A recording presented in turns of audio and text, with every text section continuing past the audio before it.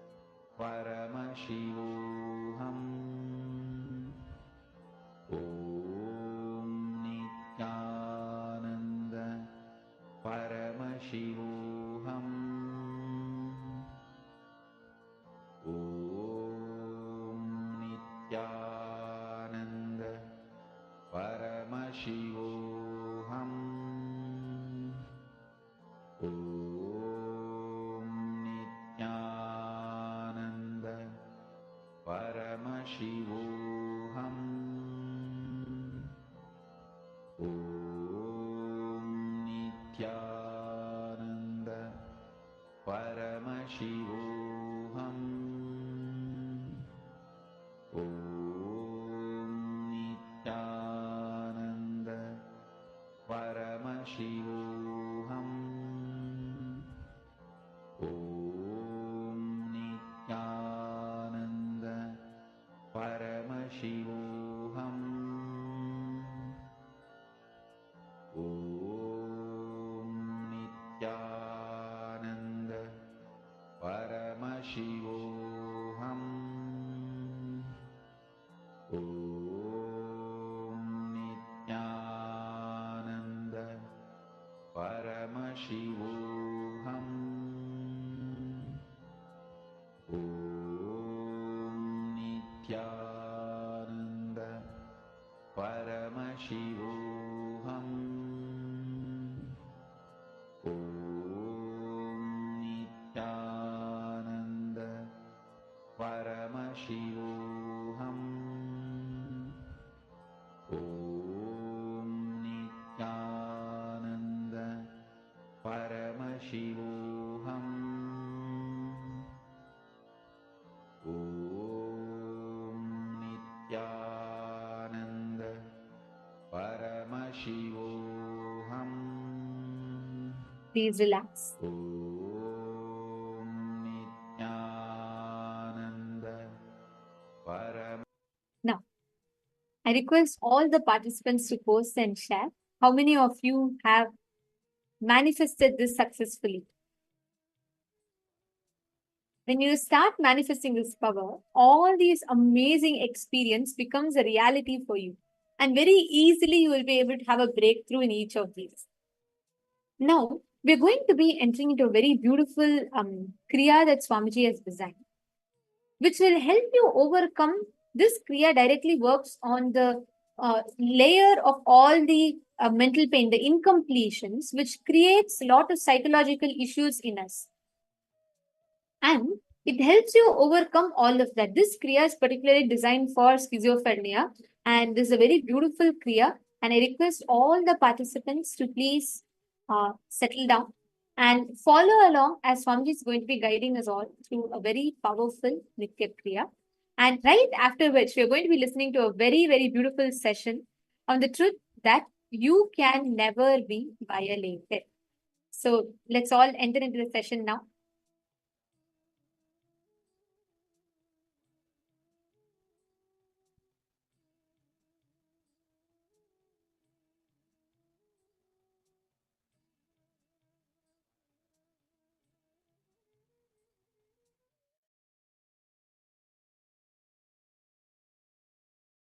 The Nitya Kriya, cure for schizophrenia.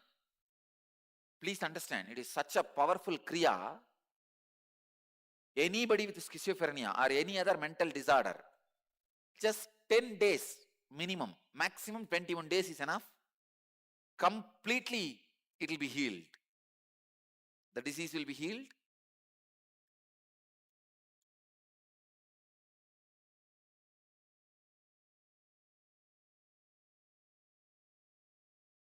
First step, Gubanasana. Sit on the floor, place the left foot at the base of the right foot. Having bent the right knee, place the right foot near the left knee. Yes, right. Let the left elbow come outside the right knee. Now hold the right toe with the left hand. Keep the right hand on the right ear with other fingers also stretched. Yes. Now people may have a problem, they are not able to do this. Try. How much you can do, do it. Yes. Do it as much as you can. But try to bend your body in this posture because it creates certain special circuit in your brain. It just awakens your brain. That much is also okay. Settle down 30 seconds in this posture. This is Yogasana Mala Sachitra book, 92nd verse.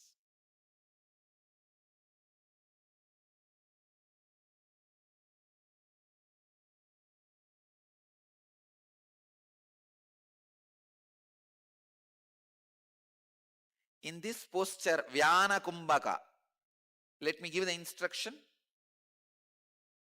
Completely filling the chest and contracting the whole body during Kumbhaka with subtle concentration is termed as Vyana Kumbhaka by Devi Parvati.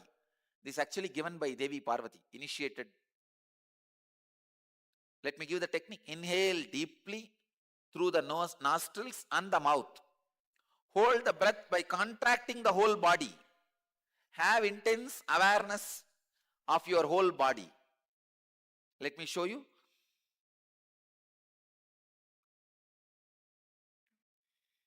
Hold as long as you can judiciously, then relax slowly. Understand? Do this Vyana Kumbhaka 21 times. It's a very powerful process.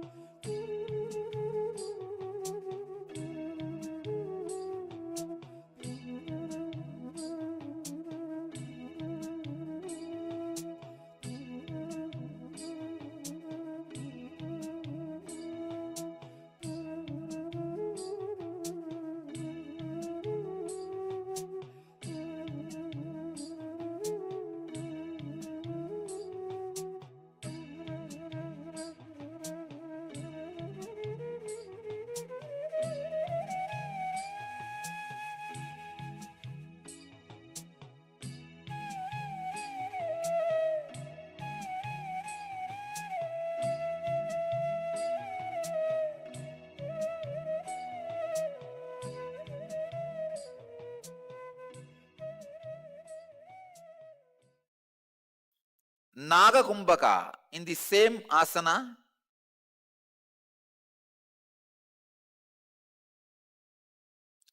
Swallow the air very slowly and let the air go little by little, like eating the rice morsel by morsel.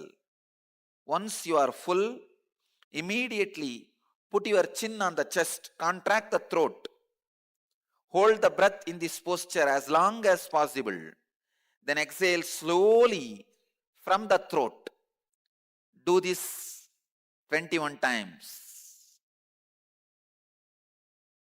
Nagakumbhaka.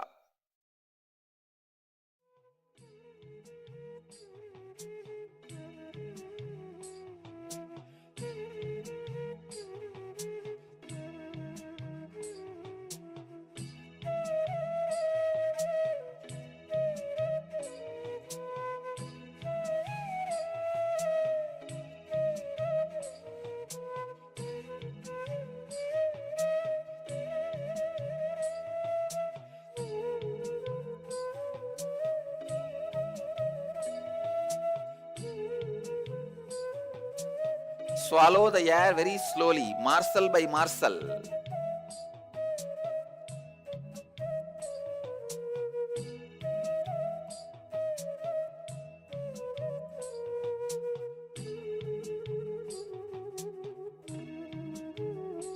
Once you are full, hold judiciously by placing the chin on the chest as long as you can.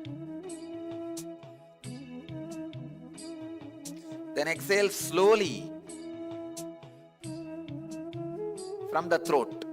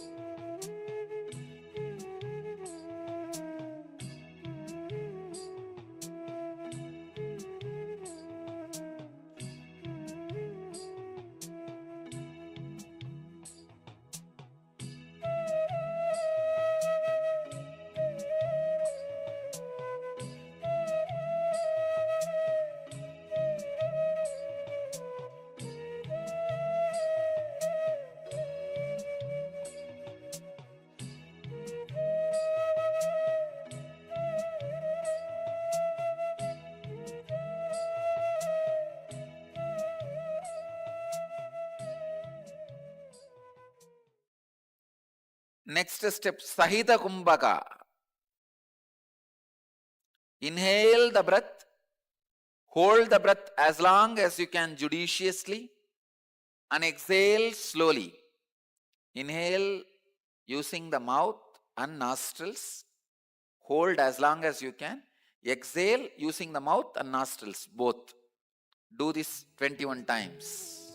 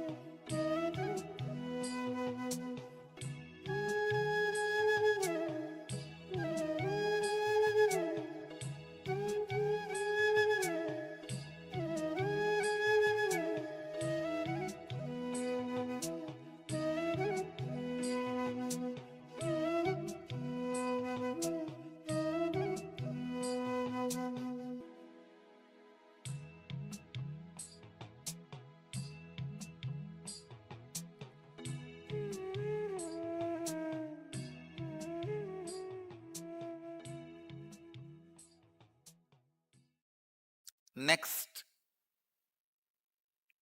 Shunyaka Kumbhaka. Exhale completely. Hold the breath outside as long as you can. When you are holding the breath outside, visualize the moon on top of your head and the nectar oozing out of it, spreading all over your body. Do this Shunyaka Kumbhaka 21 times. Holding the breath outside. Exhale.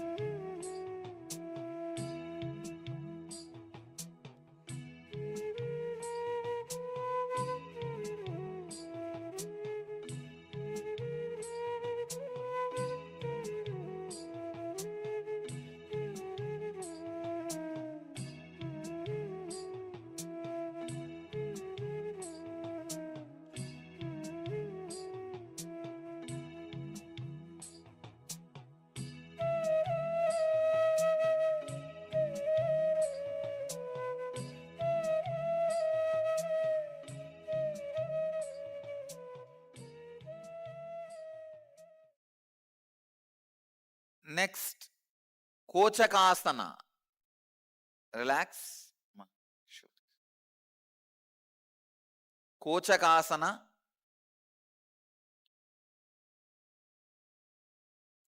Lie down on your back. Spread the legs apart.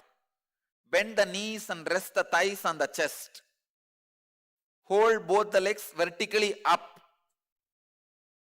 Yoga Pradipika 175, 78 verses. 75 to 78 verses.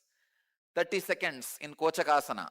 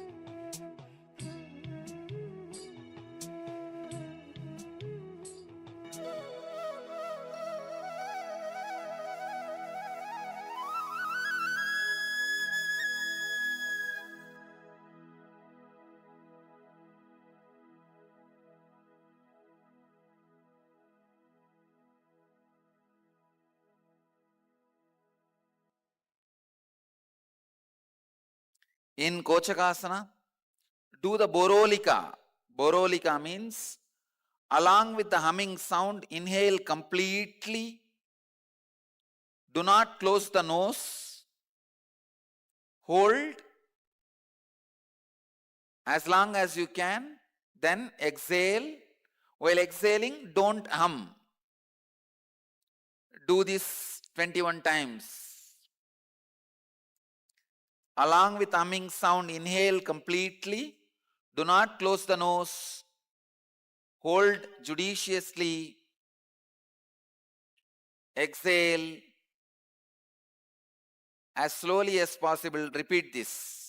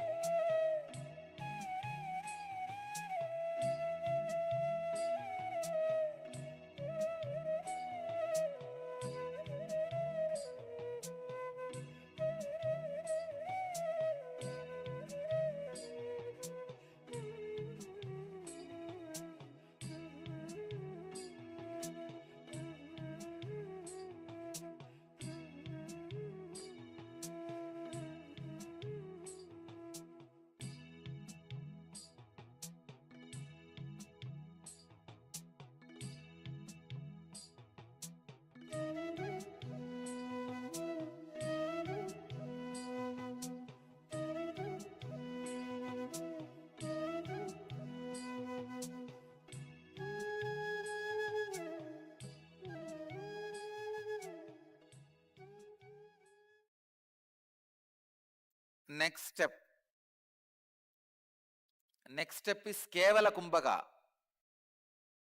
Don't inhale or exhale, just hold the breath as you are. Without inhaling or exhaling specifically, just hold the breath as you are as long as you can. Judiciously. When you can't hold, relax.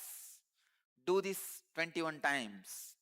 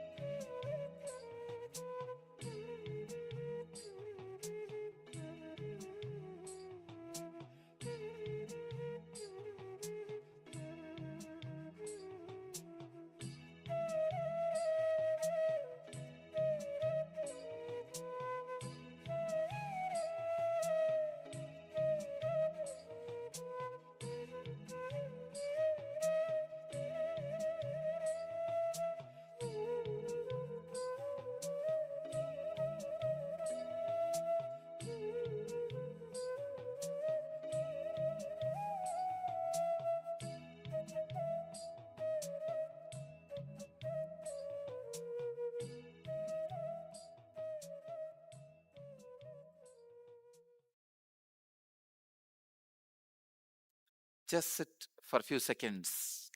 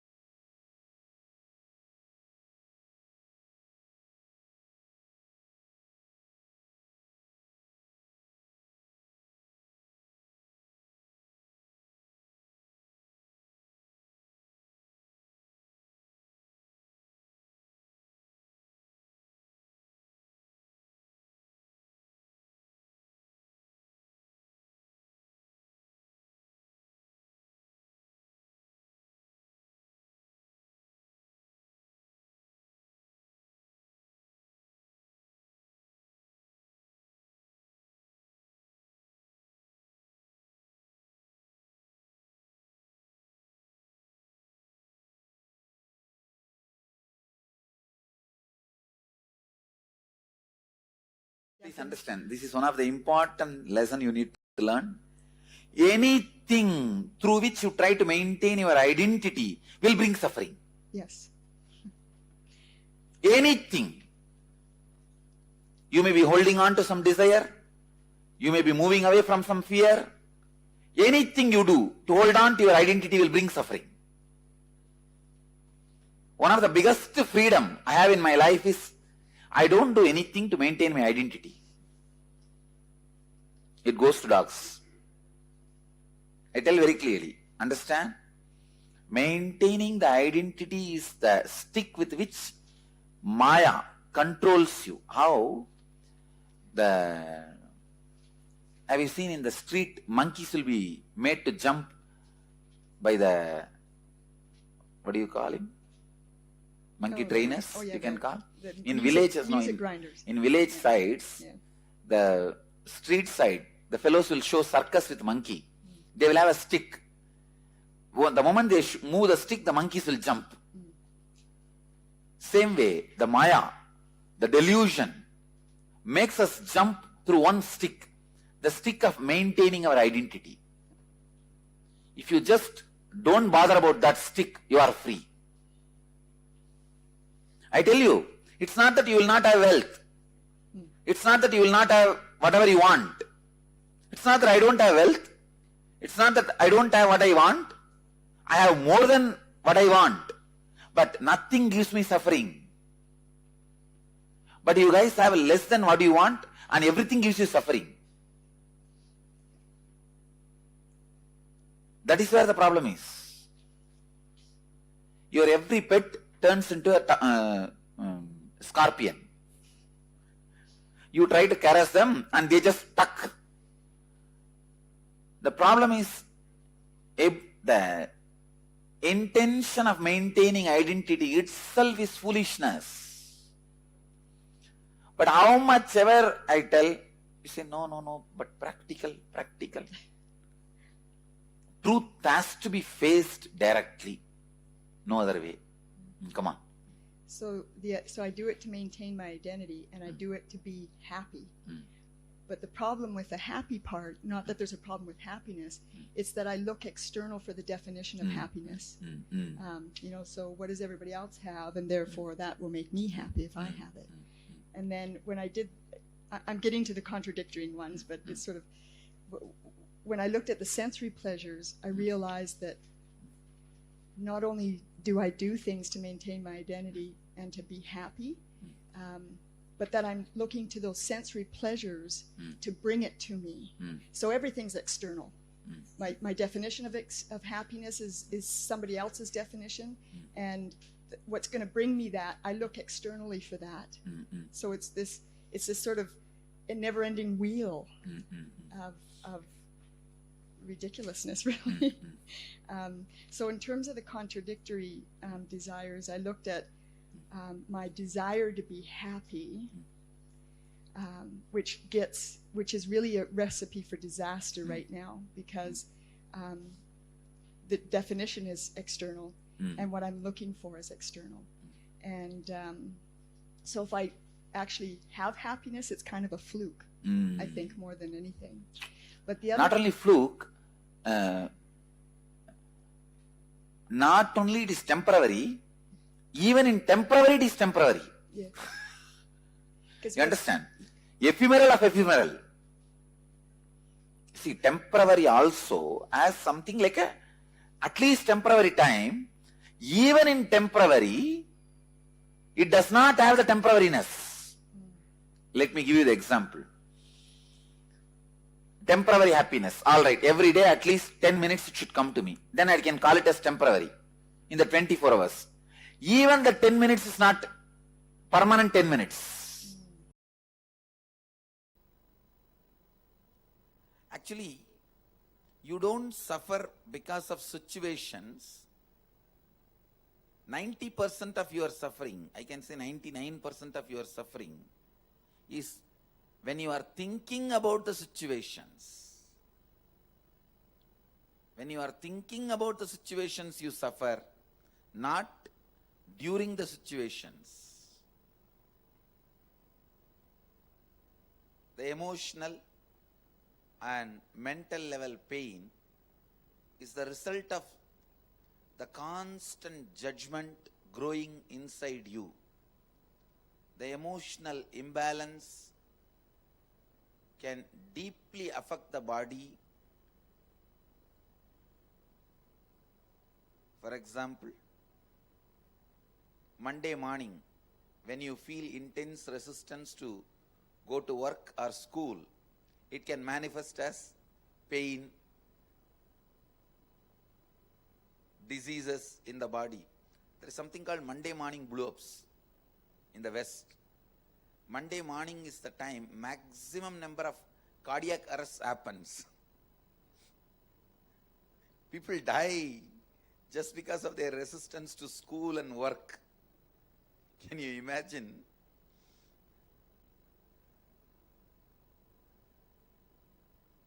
Actually, this going to work at particular time is one of the most powerful way to keep human beings slave.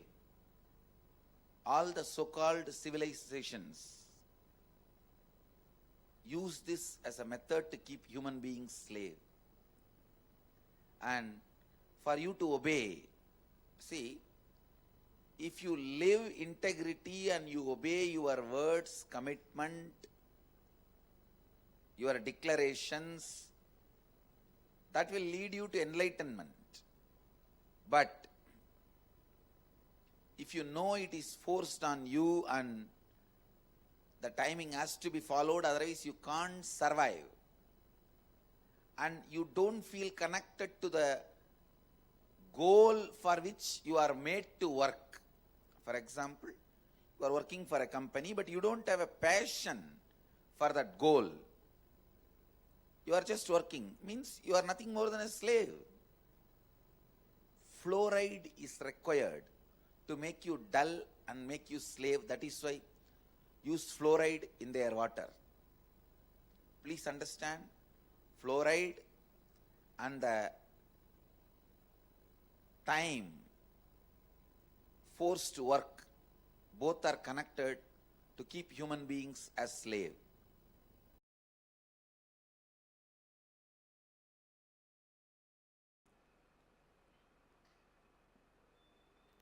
Go into the depths of completion, deeper and deeper and deeper levels of completion. You will discover you are your friend and you are your enemy. You are your God and you are your demon. Please listen. Go to the depths of completion.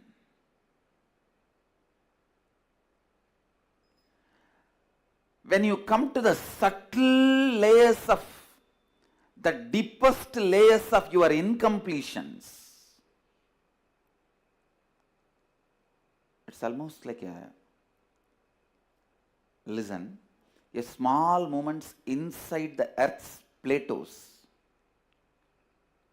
causes a huge earthquake on the surface of the earth and causes tsunami and damage. But the root cause is just a small movement in the earth plates, the deeper level.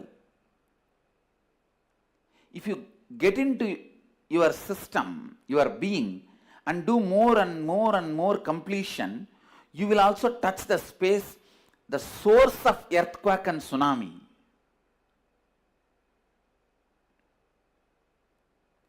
In that space, you will realize you are your best friend if you do completion. You are your worst enemy if you don't attend yourself.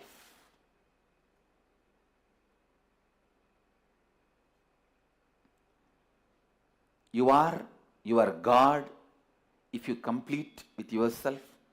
You are your enemy if you don't complete with yourself. You are your demon if you don't complete with yourself. Listen. If you do more and more completion with yourself, I am not giving you false promises. you will experience so many miracle powers. So many miracle powers. So casually will be expressing. And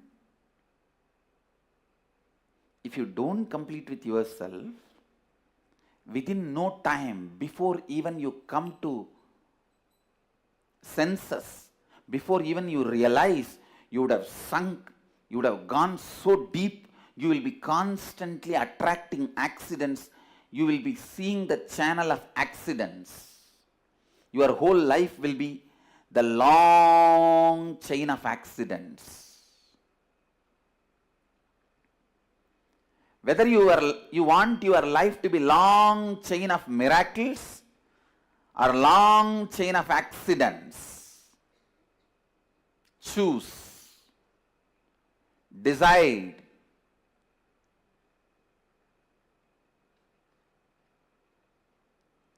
Whether you want your life to be long chain of accidents or whether you want your life to be long chain of miracles, choose. And I tell you, within a month of regular completion, you will realize how you yourself cherish so many things which you want to give up. How you yourself celebrate your ignorance. Find out the reason why you celebrate your ignorance, irresponsibility.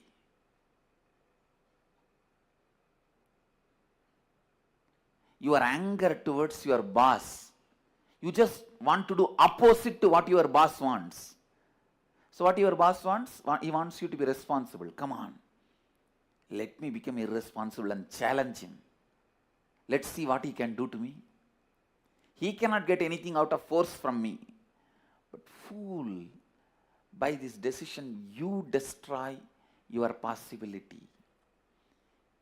He will not be the loser, you will be the loser. It is like a stupid, you drink the poison and expect your boss to die.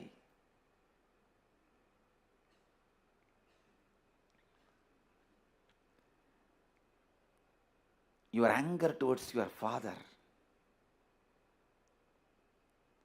decides you never to take any responsibility or involvement into the life. Your anger towards your mother. Look in. It is those subtle incompletions. And I tell you, the most stupid belief a human being can have is belief that he can be violated. Understand? Belief that you can be violated is the most stupid belief you can have. Neither physically, nor emotionally, or psychologically, or at the being level, you can be violated. Understand? You can never be violated. Your wrong perceptions about you will always be violated. If you think your body, you will constantly be violated, even by a look of somebody. If you think your mind, you will constantly be violated just by a word of somebody.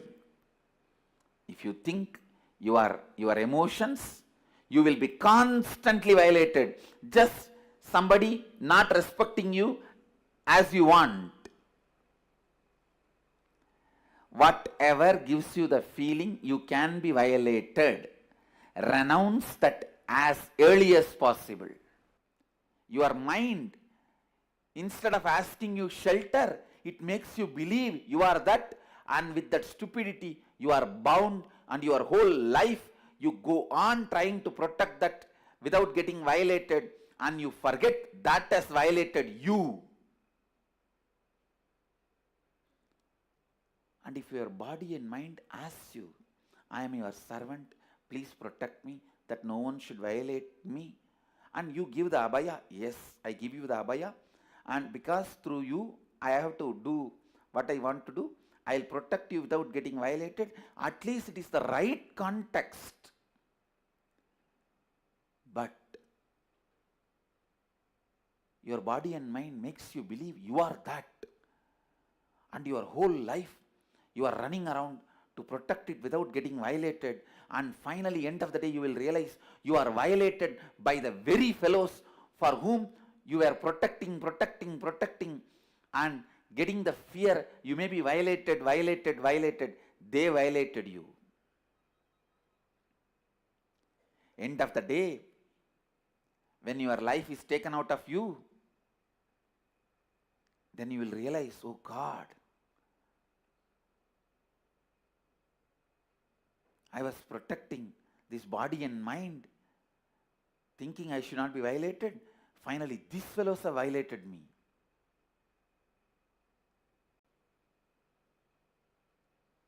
You can never be violated.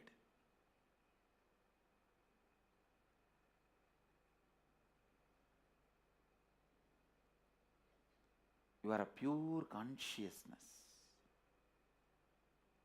Understand? You can neither be cut nor be killed, or be burnt,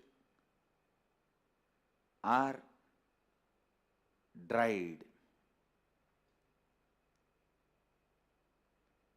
And I tell you, if you create your whole nervous system with this one clarity, I can never be violated, what a power you will radiate to God. What an energy you guys will radiate. I wanted all our disciples to go to the tallest towers and mountains near your place, stand on the top and shout to the world, you can't be violated. Whatever makes you believe you can be violated is stupid. I really feel like Ramanuja today. That's what Ramanuja did. When he got that click, that Ashtakshari, the 8-lettered name of Vishnu, Bhagavan, when that is repeated, immediately that enlightenment is experienced, he could not control himself. He got onto the temple tower and said, my Guru has told me not to give this mantra to anyone and everyone, but I am telling you guys, all of you come and learn this mantra. You can immediately get the enlightenment and Vaikuntha. Take it. What happens to me, don't worry.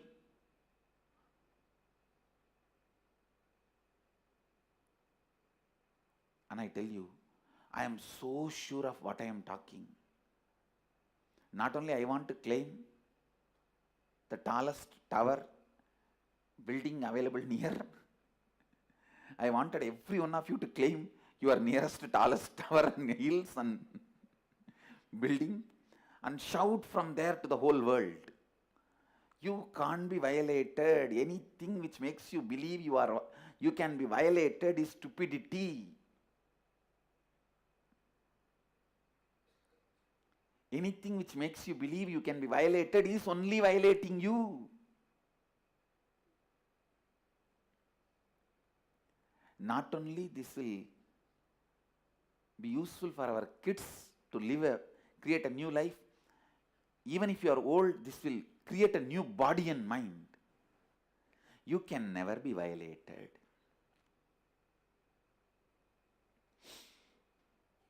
You can never be violated.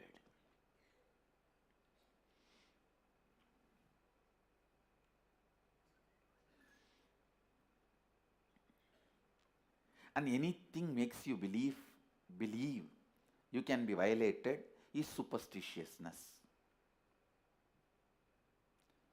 Anything makes you believe you can be violated is atheism. Atheistic idea. Stupidity. Drop it.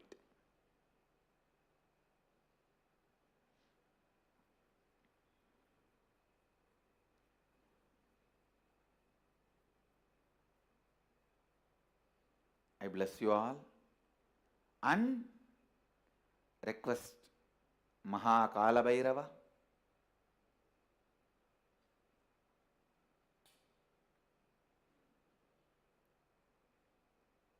to bless everyone, all of us, to radiate this great Satya, Advaita Satya. We can never be violated. And all the ideas, incompletions, which tells me I can be violated, should be completed, and let the realization I can never be violated forever become the source cognition of all of us. Let Kala Bhairava bless all of us to be in this one great experience.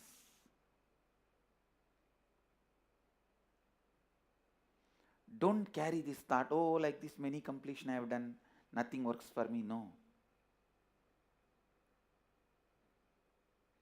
Every time when you do new process, the completion level increases.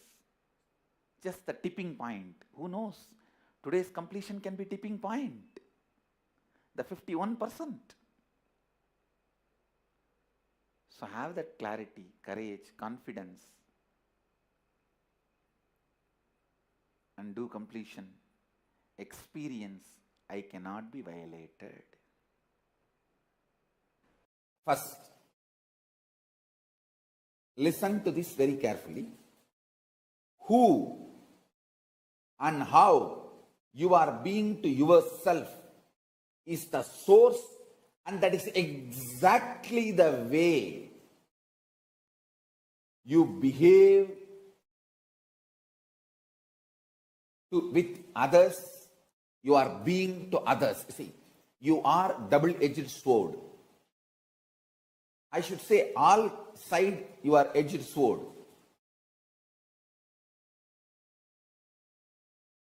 The words you use towards others is the exact words you will use towards yourself.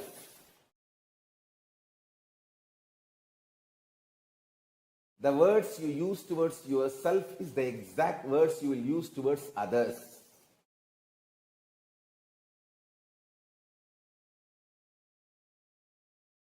Be very, very, very clear.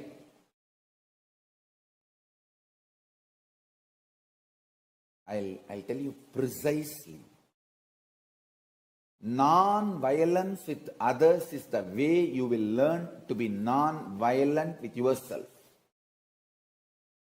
Non-violent with yourself is the way you will learn non-violent to be with others. I tell you.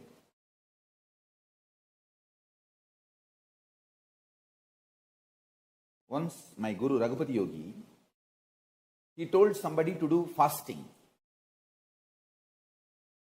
That person came back and reported after 36 hours, one and a half days, that he is having a gastric problem. He said, till that gas formed in the stomach, till that gets burnt, do fasting.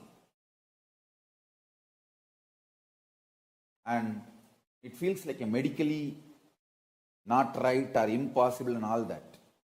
But I saw that person within 4 or 5 days. It was actually like a juice fasting.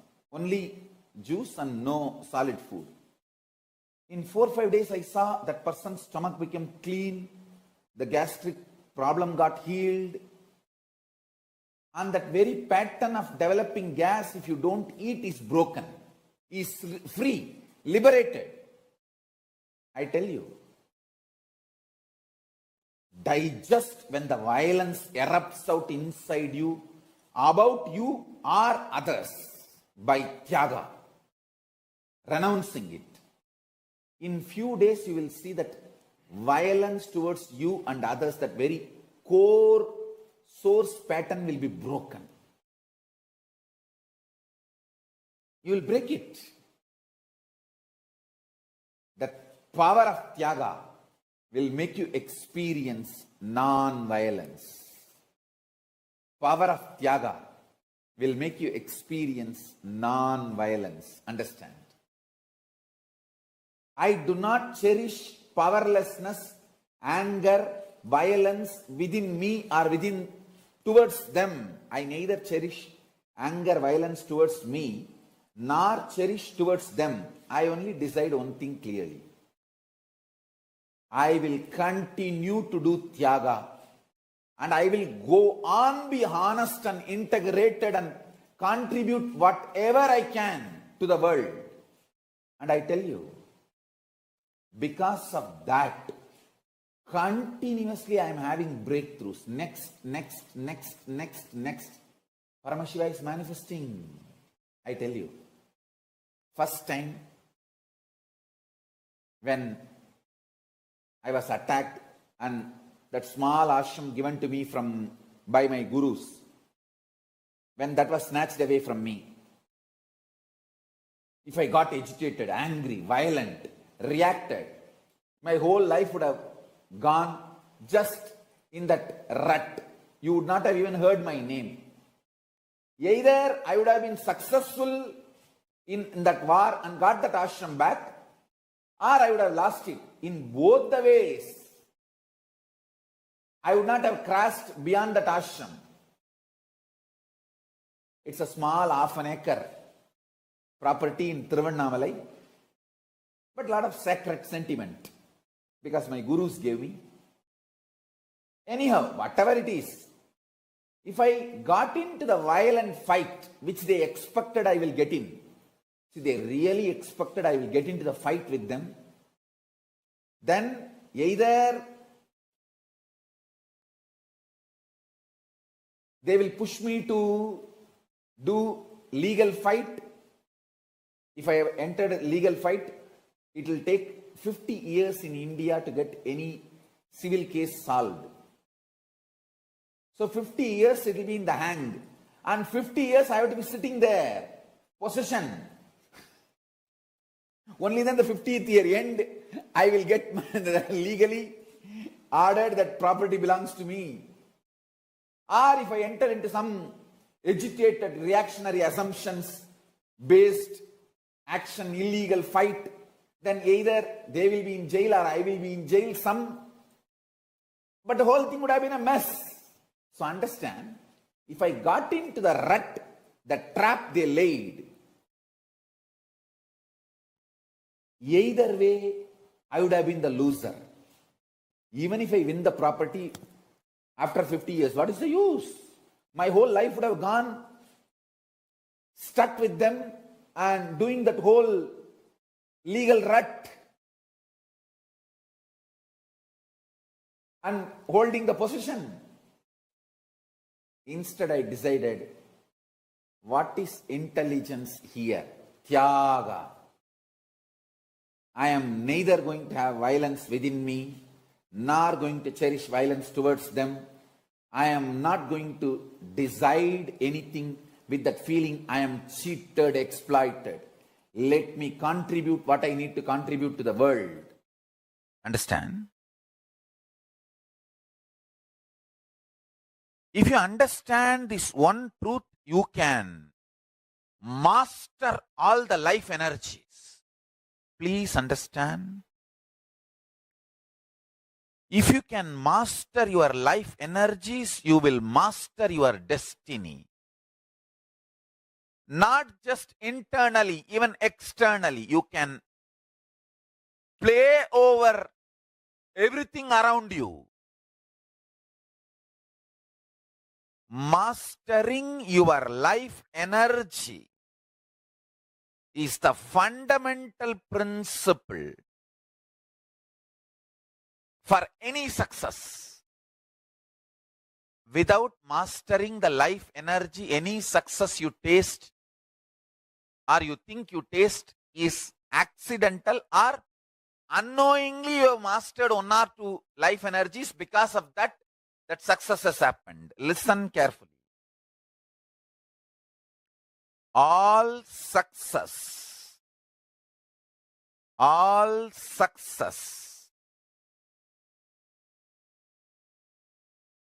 in the life can be just like that, achieved, manifested, if you master your life energies. Let me define the word life energies. Physically, the energy to digest.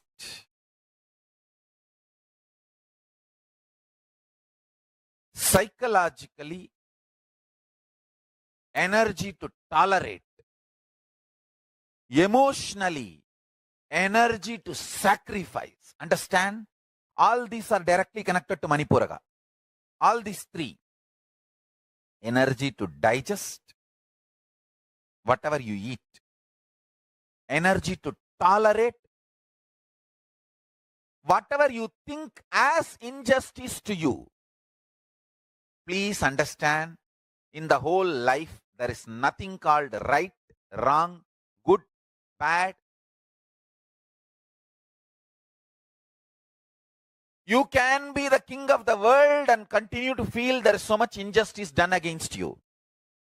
You can be homeless, street beggar and feel that world is revering you, honoring you, showering too much on you. The internal experience of the life energy has nothing to do with external happenings, but the internal life energy can manifest and change the external situation. Stand. A man who is homeless, street beggar, feels grateful to life, does not continue to remain as beggar. If he chooses to remain as a beggar, he is no more a beggar. He makes himself available for the people to do charity. He is no more a beggar. Understand?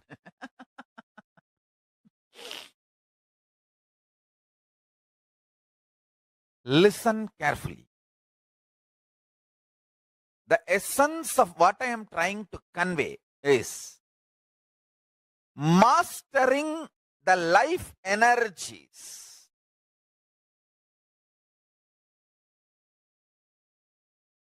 I am going to talk about the Sankhya, multi-dimensional logic of life energy. Ability to digest, ability to tolerate, ability to sacrifice,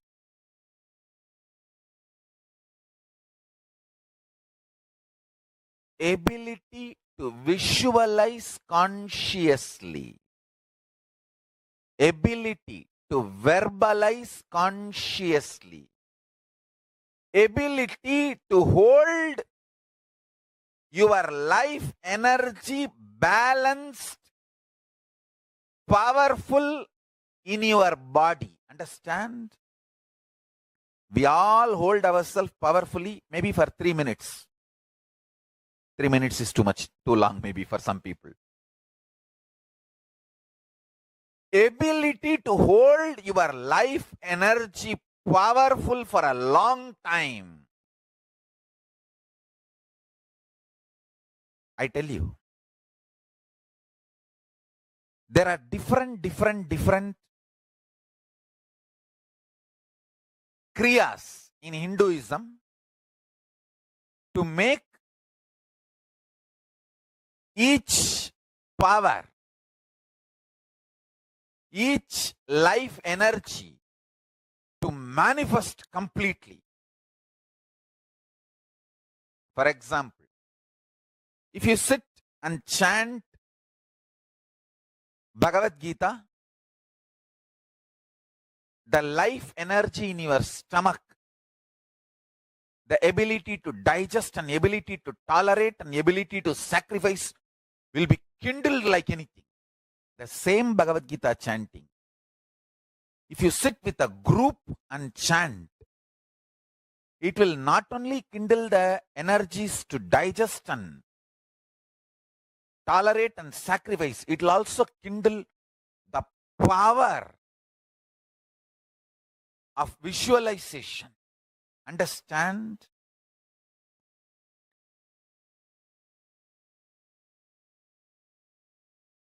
Each kriya in Hindu tradition is designed to help you master life energies. And everyday puja is like your own reserve bank for life energies. Atma Linga is like your governor's signature.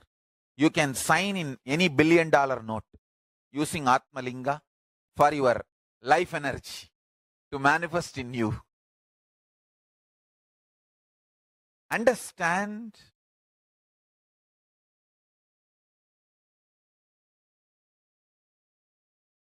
Long rituals are not useless or unnecessary as a modern brainwashed Hindu thinks. Long rituals are the most powerful method, science, kriya,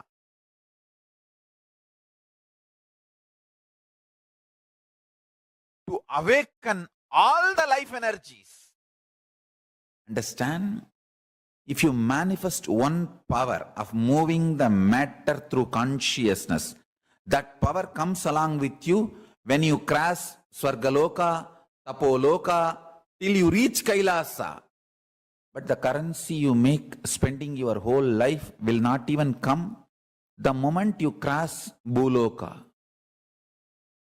What Buloka? Even if you cross from one country to another country, it becomes useless. You have to do all that conversion. What do you call that process?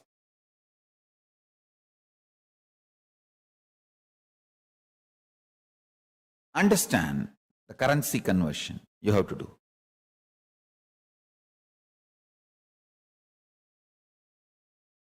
But conscious resources, I tell you,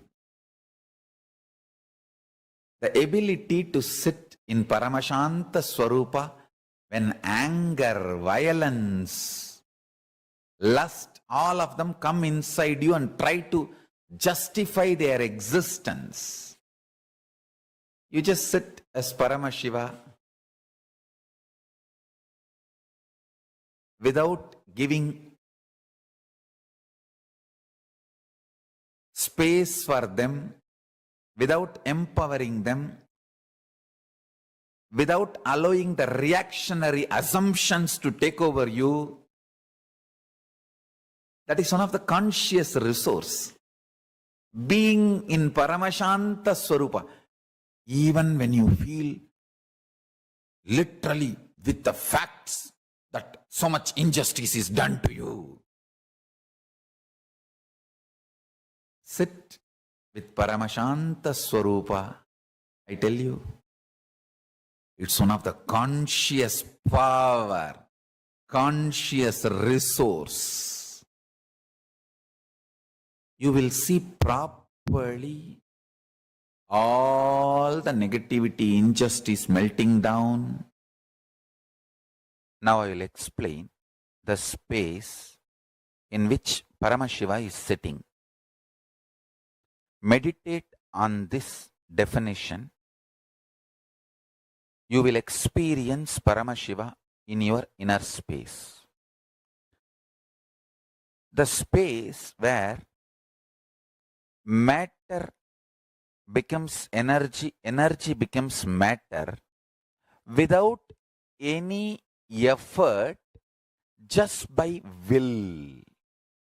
Sankalpa matrena, just by will,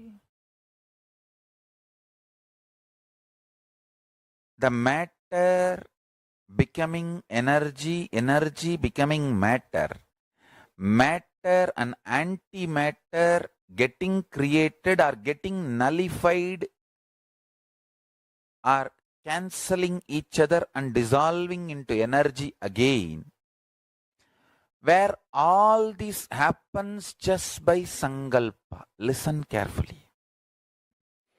I'll describe that space. That is exactly called Nityatva, means the space of eternity, where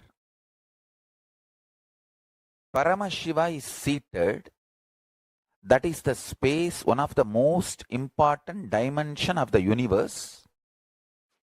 That space is Kailasa.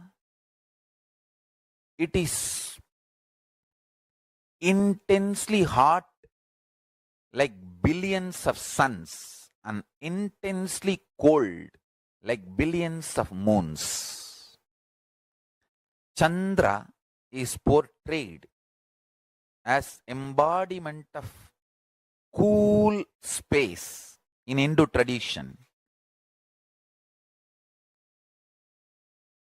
Surya is described as a symbolic representation of extreme hot, the heat phenomena.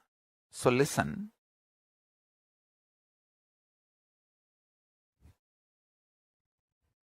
Koti Surya, crores of sun's heat. Koti Chandra, crores of moon's coolness.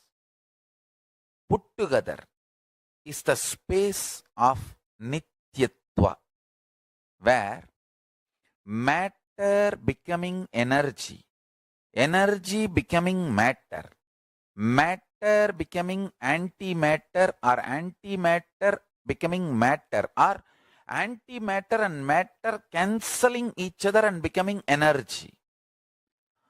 All this and something more, which I am not able to verbalize, all this happens just by will, Sankalpa, without any effort. That is the space of Nityatva. Understand?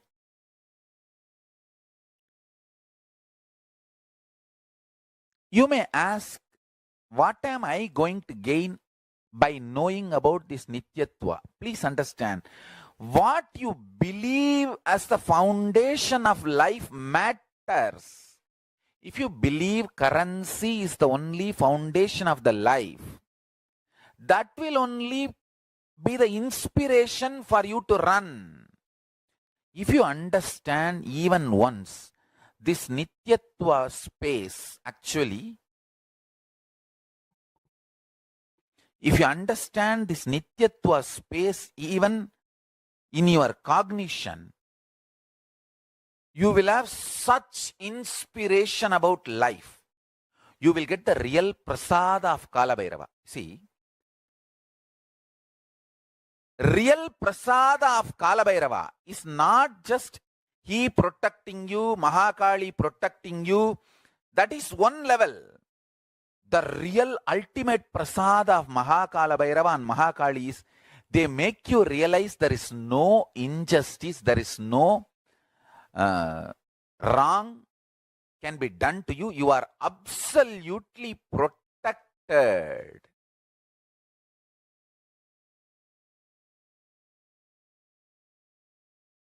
I tell you, the biggest boon Mahakalabhairava and Mahakali has given me is they made me realize I am at their feet and I am protected forever. No injustice can be done, either in the past or present or future. There cannot be any injustice. They are there in me, with me. This is the greatest blessing I received from them. See, they are also, Mahakalabhairava and Mahakali are protecting me. But internally they have given me this strength, extreme powerfulness, I tell you. That is the greatest blessing you can receive from Mahakalabhairava and Mahakali. You can check whether you have a Mahakalabhairava's, Mahakali's blessings or not. When you have Mahakalabhairava, Mahakali's blessings, first thing they will make you feel, experience, you cannot be violated. You are protected forever.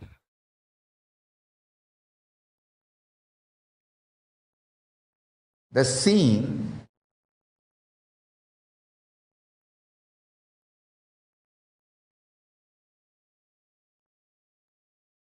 is always seen based on the frequency and quality of the existence of the seer. Seen is always seen based on the quality of the existence of the seer. The core of the seer chooses the quantity, quality, impact of the seen on himself and on others, who sees as part of his seen. Understand? Even what you think as others is part of your seen. So the base for the existence of your first person, second person, third person, all the three are the seer. So do not try to make the seen absolutely independent of the seer by dissolving the responsibility of the seer and the impact of the seer on the seen, whether first person, second person, or third person. Listen. I'll expand now.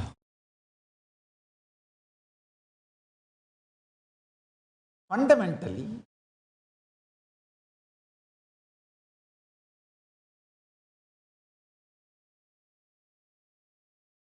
you try to establish the seen is independent of seer so that you can put the responsibility for your life on others. When you realize the truth that seer is responsible for the seen, you need to work, alter, transform, evolve. That's too much of work. You can always say, oh, no. You can always find some false reason why external reasons are responsible, not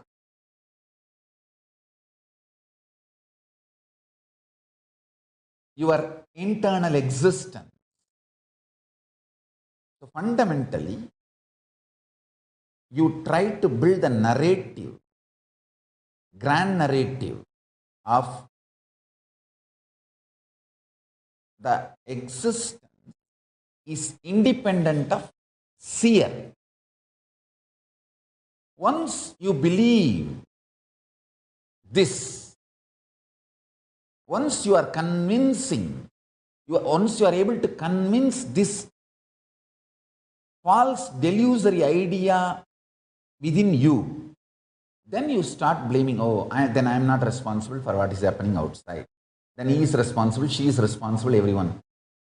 So if your guru is asking you to look in and find you are responsible, abuse him also.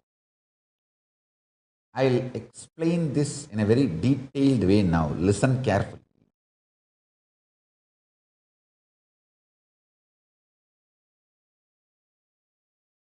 The fundamental delusion is you casually start believing that the seen is absolutely independent of the seer, which is false. And the false logic, binary logic you start using is, I am seeing A and B in my scene. The A and B also is seeing the same scenes I am seeing. Like for example, person A, person B, my spouse, my kids, my family, all of them I am seeing.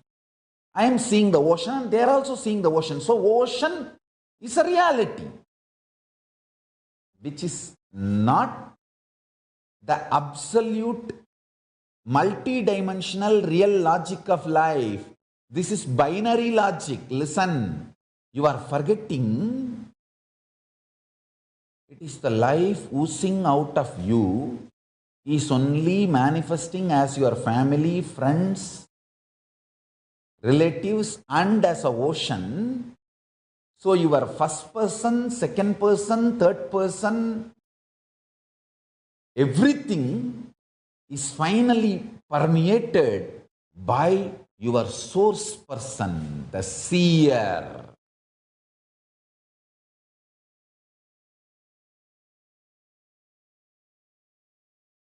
First person, second person, third person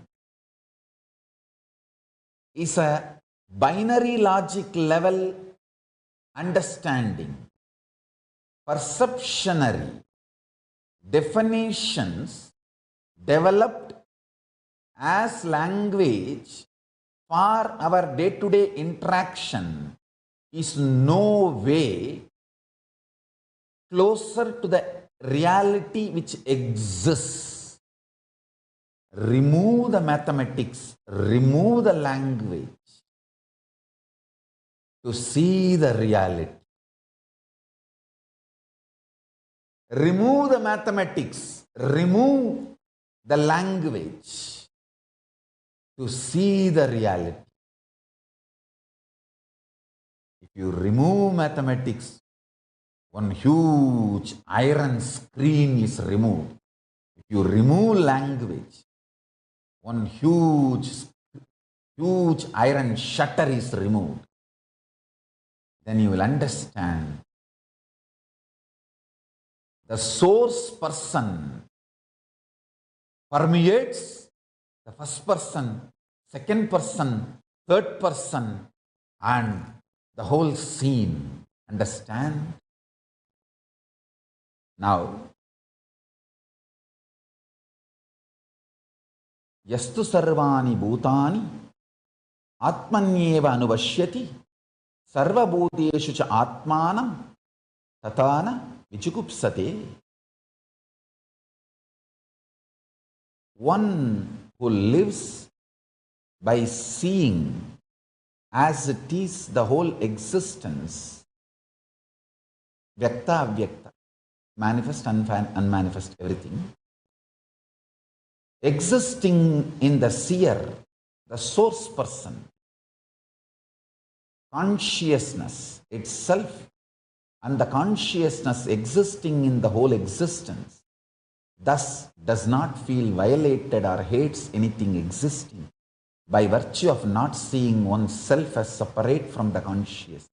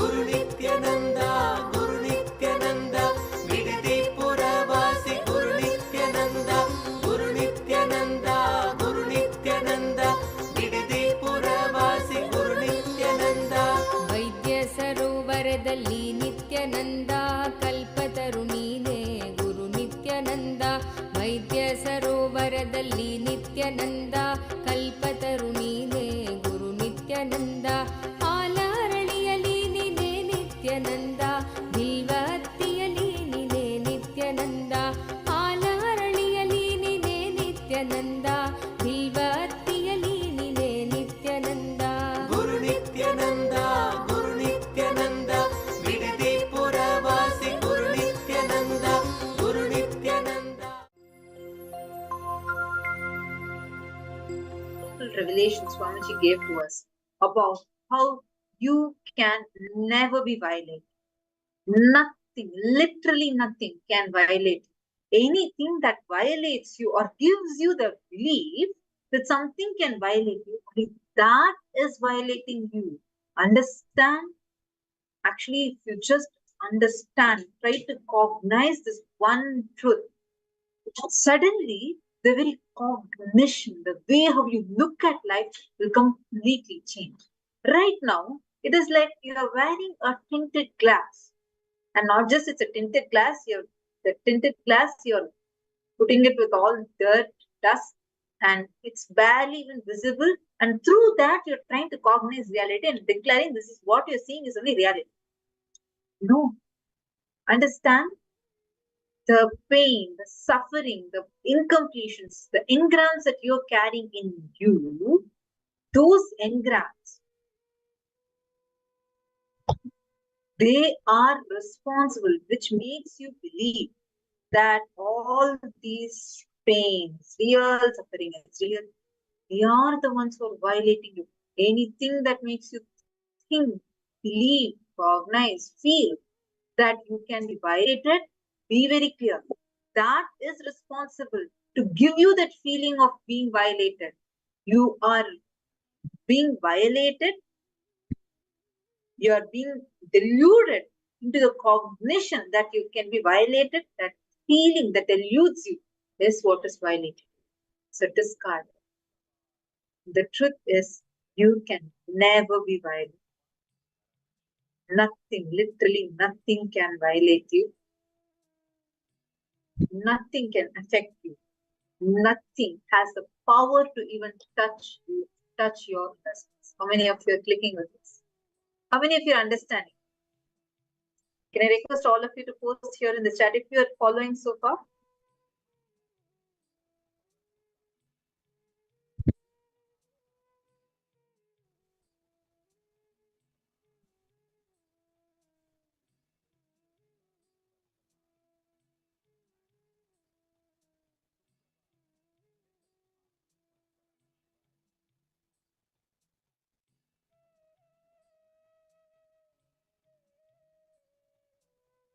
See, listen carefully, listen intensely to this. Something that deludes you, something that makes you believe you can be violated is the violation that you're going through. You are not being violated by anything else. Swamiji is not saying that you should not get affected, you should not defend yourself. Swamiji is not saying any of that. Swamiji is saying the very cognition that you can be violated is fundamentally false. Just imagine and see. After going through what all tortures and attacks, I don't know how many of you know, for more than 20 years now. Relentless attacks, persecutions, even now Swamiji is facing. After going through all of these, look at the powerfulness with which Swamiji is declaring, you can never be violated. Understand? Swamiji gave a very powerful explanation, revelation for this. Like Swamiji said, if, for example, when so many illegal false accusations and lies were put and attacks were directly done, where literally Swamiji's hard work, Swamiji built Adi Kailasa, that was snatched away from Swamiji forcefully by the anti-Hindu elements. Despite what Swamiji went through, Swamiji did not react to anything. He did not. Responding is different, reacting is different. If any one of us, even if one project of ours, even one project, forget about your effort of what you built as a kingdom, even one, not even your project, your home. Let's say you purchased a new house and you put your hard-earned money and your life into designing it. You have built it yourself. Or you purchase something, you bought a new house and that's your dream house. And how you will feel if someone just comes, attacks you and forcefully pushes you out, literally throws you out of your home and loots away every single wealth that you have had inside it and forcefully grabs it from you. How do you feel? How would any of us, I don't even know, we would have collapsed inside. Am I right? Anyone, if you would have gone through something really, like, maybe you might even sometimes consider even ending your very life. But not just Swamiji did not do any such thing, but instead Swamiji only became more powerful. He didn't react. He did not react. Instead, what was the response Swamiji gave? Made a Hindu nation, made Kailasa, and provided shelter for thousands more. Even to this, the applications are pouring in. So many have already moved into Kailasa. Understand, many of you are catching this. You can never be violent. Only anytime you feel pain or suffering, look in. It is you giving a silent permission. Silent, yes, for that thought, that particular thing to attack you. It is your silent permission that you are silently giving, which makes it as an attack. Like that only violates you.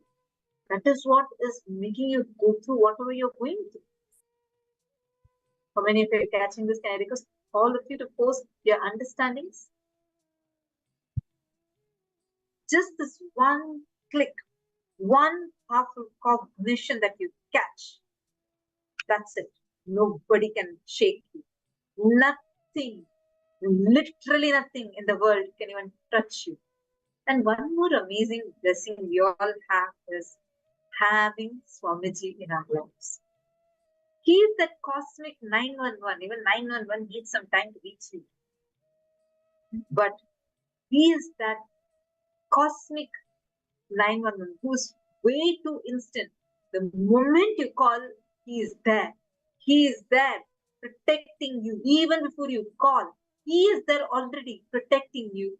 He is there continuously shielding, protecting you, taking care of you. Nothing can violate. First, you need to look into what is it that is making you feel you can be violated. What is it that is making you believe that you can be violated? Ma Bela Patel and Ma Carrie Chow, are all of you also understanding? Can I request all of you also to please post here in the chat if you're cognizing this? Ma Denise has posted that she's feeling unshakable joy. Absolutely. Not just unshakable joy, experience. You are actually powerful now. Nothing, literally nothing can touch you. Don't worry. Even when people think they can harm you, even if they think, be very clear. The moment you declare this powerful cognition, Swamiji has blessed, I can never be violated. I am declaring now, I cannot be violated. Nothing can violate me. That one cognition, just declaration is enough. Even the people, even if someone tries to attack you, it will simply backfire upon them. it will not touch you. See, Swamiji is taking all this attacks, everything on himself. But when it comes to any of his devotees, he does not let even a scratch on anyone. Even a slight scratch. Has seen in so many situations. The way how Swamiji will protect. It is like what karma is supposed to come on you and fall upon you like a huge boulder. He will reduce it to a teeny tiny rock. And even that rock, if it comes and falls upon you, he'll make sure you don't experience it. That is his love. That is his compassion with which he operates. His protection, Swamiji's own protection is there with you. Realize, cognize, understand, you can never be violated. Anything that tries to violate you, that is only violating it. If anything tries to make you believe that you can be violated, be very clear. Whatever is making you, trying to make you believe that illusion, that is what is violating you. Be ferocious at that part. If something says, give up now, you cannot do it, this is not possible for you, and you feel, no, I feel already powerless inside me, be ferocious at that part. Declare to it, Swamiji said, I can never be violated. I am not giving a silent permission for you to violate me. Get out of the system. Just be ferocious at it. It will disappear, and understand you will be so powerful. You have Swamiji's protection. You will experience that. Actually, one devotee and her from Tamil Nadu, from southern India. She was very deeply connected to Swamiji, and once she was coming late from her work. And when she is coming very late, at one point what happened, she was in a situation where she was surrounded by some drunk men and who tried to misbehave with her. This is happened in few years back. The moment they were approaching her, she immediately took out a photo of Swamiji and just held on to Swamiji. She had a picture of Swamiji as Kalavedva. She just took that and she held on to Swamiji and just prayed to Swamiji. The people, the rogues that were trying to approach her, all of a sudden were shooed away. Suddenly a traffic police came wearing Basma and Kumkum, and he came and he shooed them all away and came along with her, dropped her till her home, made sure that everything she's safe, and then he disappeared.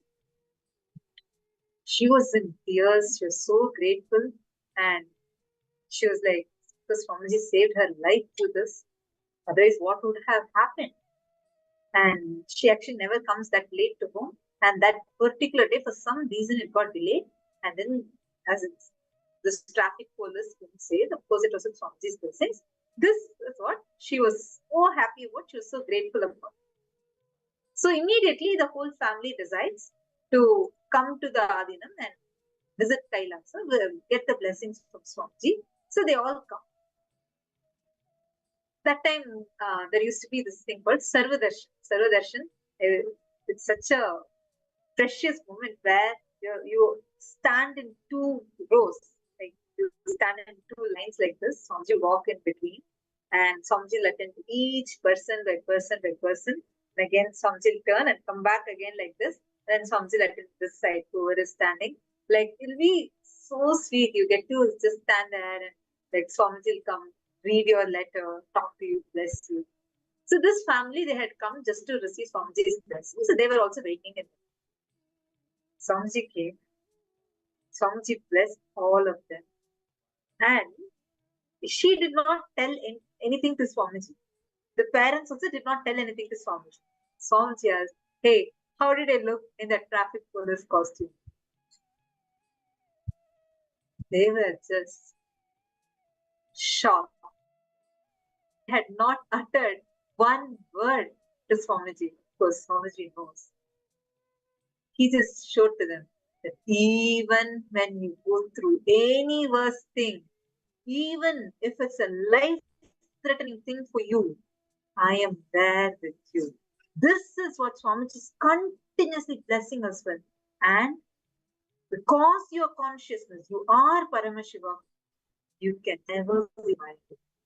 Even when some try to physically violate another person, the devotee of Swamiji, Swamiji appeared there, assumed the form of the policeman, the watchman, the traffic police, shooed away the rogues, protected her. And not just that, after she got that protection, he himself even confirmed that. Understand, that is the unconditional love, compassion of Swamiji. He is there for you, with you, even now. Even now, even if you're going through some really serious situation, just boldly declare, Swamiji has blessed. I can never be violated. I am declaring now, I cannot be violated. This is my declaration. Declare powerfully. You will see. You will see how Swamiji will show to you. Actually, even whatever situations we go through and all that, it is only for our own satisfaction. Because otherwise, if you are already protected, you will not even realize that you're protected. If you're already having it, you'll feel like, oh, others are having so many miracles. Look, I'm not having any such miracle. Just for that, he gives you. He just plays with you. Says, okay, come on, then enjoy this. So even all the toughest situations you go through, then you can say, you know what? I went through so much, all this drama happened. Then Swamiji manifested and he protected me. Just to give you that joy, he plays his Leela. But understand, you can never ever be violated. Remember this public cognition. Declare it to you. How many of you are clicking with this? How many of you feel like, wow, Swamiji is there with me, protecting me. His grace is there upon me.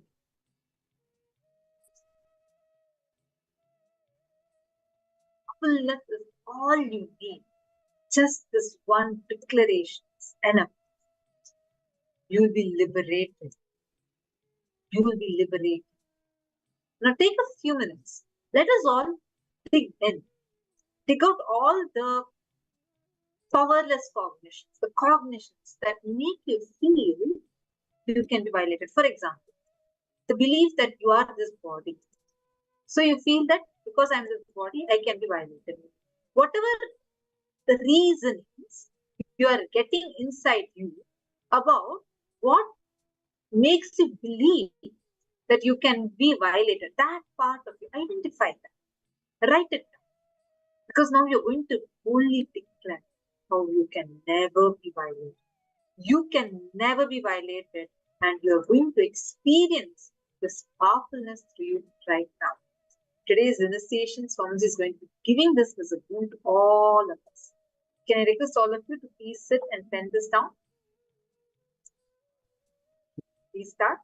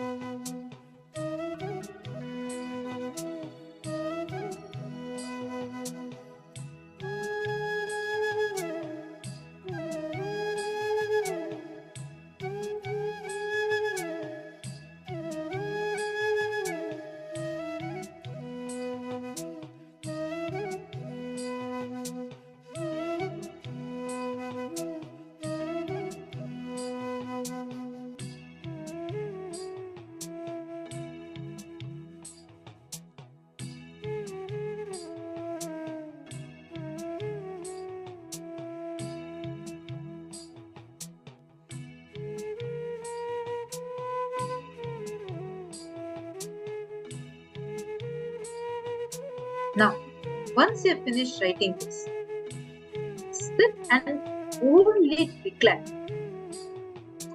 I can never be violated. Nothing can violate. Sit and make this as a declaration.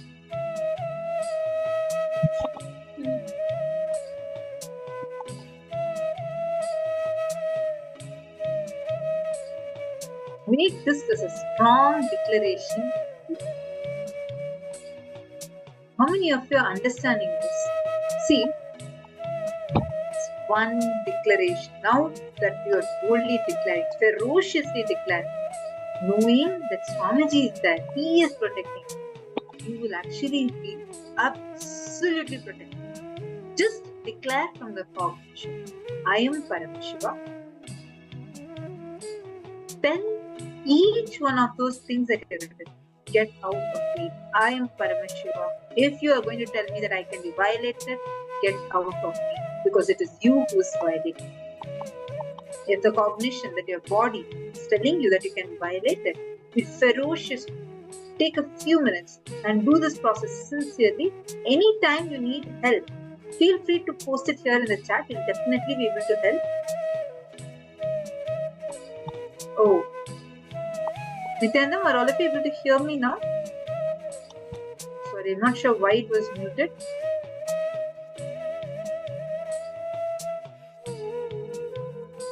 Now sit, listen again. I'm going to repeat for some of the participants. It was, I think, small set. Yeah, one Zoom room you did not hear our volume. Listen carefully. Anything that makes you feel you can be violated is what is violating you. Thank you, Anandeshwari, for letting us know. I hope now it's fixed. See, anything that makes you believe you can be violated is the one that is violating. Now you all have written down a list of all the things that makes you believe it can be violated, right? Now, for each one of those, make a declaration to yourself. Ferociously, I am Paramashiva. I am declaring. If you make me feel that I can be violated, then you are the one who is violating me. Get out of my system. Make it as a strong declaration. Sit and cognize it. Take a few minutes to make this declaration inside you. For each one of those, write it down. Please start now.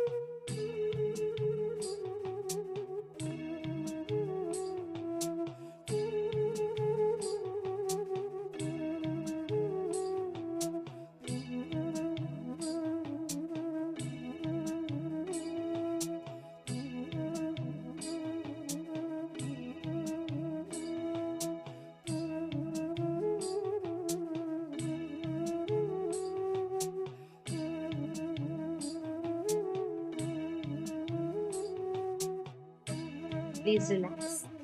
Hope all of you have finished writing.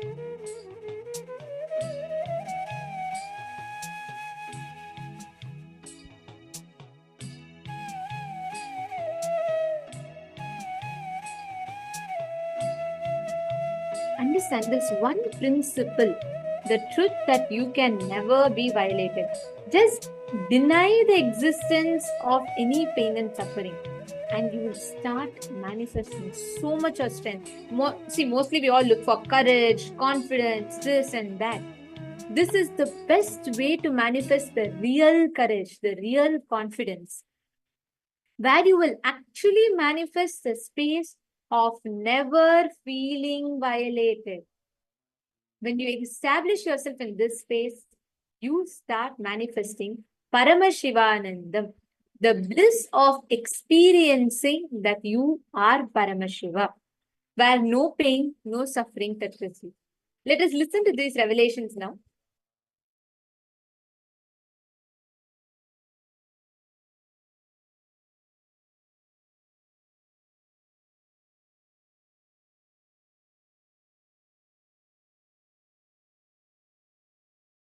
So sit with this truth. Paramashiva's consciousness is giving you the experience you exist. You are living inside the mind of Paramashiva. Your body is inside the body of Paramashiva. Your mind is inside the mind of Paramashiva. Your consciousness is inside the consciousness of Paramashiva. Sit with this truth now. Your breathing is inside the breathing of Paramashiva. I'll initiate all of you into Paramashivanandam. All pains, sufferings, delusions, everything has no existence. Because Paramashiva does not have pain. Understand? You can always sacrifice the achievements, pleasantness, bliss, joy related to your past. You can always forget that you completed PhD. But you can never forget you got delayed for one of your examination because you spent time with your girlfriend, or you slept and you did not appear for that examination. That pain you will be carrying even now. Sacrificing the past related pains. Understanding even factually, many of your pains are unjustified and incorrect. Understanding even factually, your pains are not supported, justified by the reality, real happening is completion. I am repeating. Even factually, as per the real happening, what has happened, if you look what has happened from all dimensions, even your pains are not justified. Your pains are not really right. Even your pains do not have justification to exist in you. If you see the past happenings multidimensionally, is completion with the past. I tell you, how much ever you say, no, I know I have some pains which are absolutely justified. No. You may be Guni, you may be Kaikeyi, you may be Surpanaga, you may be Danganaka Duck, Danganaka Dick, I don't care. You are wrong.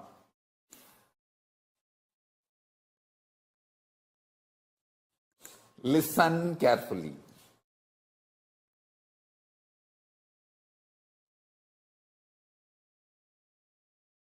Listen again. I am repeating.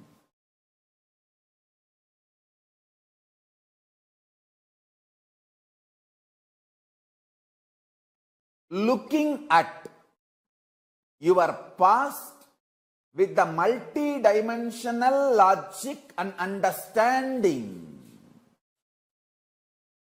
and waking up to the truth, your pains, your sufferings are not justified even logically, even factually, even as per the reality of happening.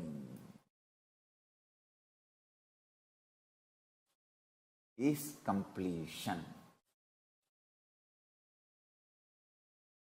Doing tyaga of the false idea, many wrong things have been done to you. Lot of injustice is done to you, is the real tyaga. Understand, only if you have done the sacrifice of your pain and justifications for your pain, you will understand even in the past you existed as Paramashiva, and you will gain confidence. Even in the future you can manifest your Paramashivatva. This is the fundamental truth. And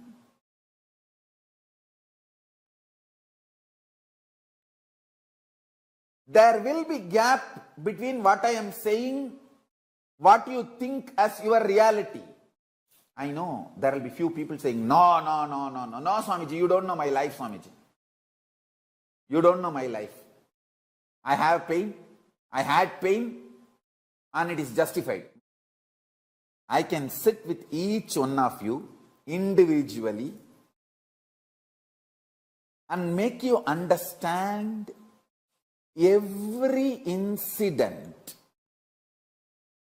every time you felt you have been wronged, injustice is done to you, you have been given pain,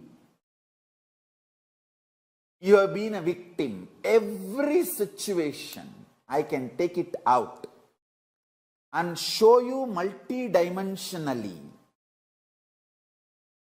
and make you understand you have not been wronged. Even the facts, you got it wrong. That is why you feel you have been wronged. Understand?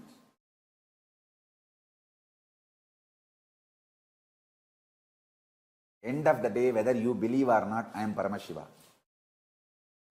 From that space I am talking to you. And I am here to expose your false identity to you and make you real Paramashiva. Understand? When I claim I am Paramashiva, I am not claiming exclusivity. I am claiming my reality and your possibility. I am not claiming anything exclusive. I am claiming my reality and your possibility. That is why I am saying, I have changed the word. I am also Paramashiva. I am not going to claim anymore, I am Paramashiva. I am going to claim only, I am also Paramashiva. Understand? If I am successful in making you sacrifice the one pattern, you have been wronged. There was many injustice done to you. You have been victim. You have been cheated. Life has tortured you. Life could have been little more better. Life could have been more sympathetic. Paramashiva could have been more compassionate to you. All these patterns if I make you sacrifice, if I make you do tyaga of all these patterns, my job is done. My job is done. You will start manifesting, Swamiji, I am Paramashiva, Swamiji. You are right, Swamiji. I should not have tortured you so much to make you go through so much to make me understand this simple, straightforward fact. I should have got it the day one you told me. Understand, it is simple, straight reality.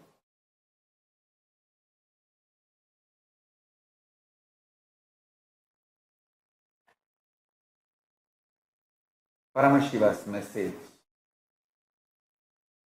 directly from Kailasa.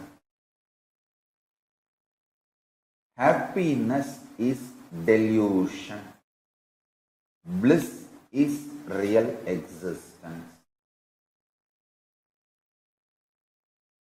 Whoever asks you to pursue happiness is deluding you.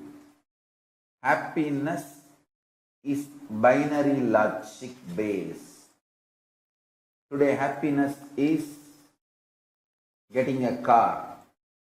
Tomorrow happiness is getting a house. Day after tomorrow happiness is getting a wife. The next day you know what is happiness. Where you landed. Happiness is the word society, mass media cult, entertainment industry cult is using to exploit you and keep you in delusion continuously. Bliss is cosmological reality. Happiness is societal delusion. Understand? Bliss is when you know absolutely you are in tune with the whole existence. Even if you think you are not in tune and accept that as a reality, you will be in bliss. Bliss comes from powerful cognitions.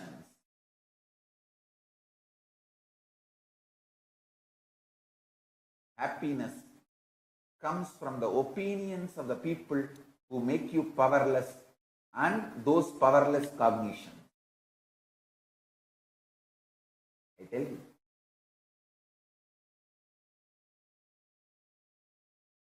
Each time when you cognize powerful cognitions of the cosmic truth, cosmological truth,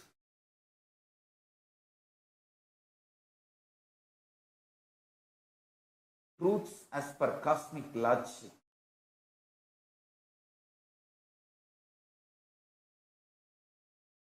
you manifest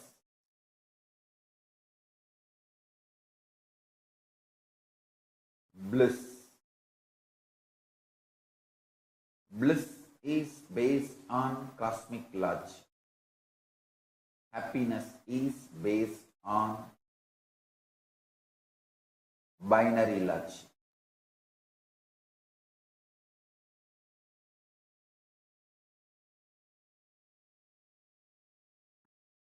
Society keeps you deluded with the idea of happiness. If you understand bliss, and it is too easy to start experiencing bliss. It is not at all difficult. I am telling you. That's the first powerful cognition you need to know. Bliss is too easy to experience. That is why society never wants you to experience bliss, because bliss liberates you, makes you independent of exploitative, grid-based lifestyle.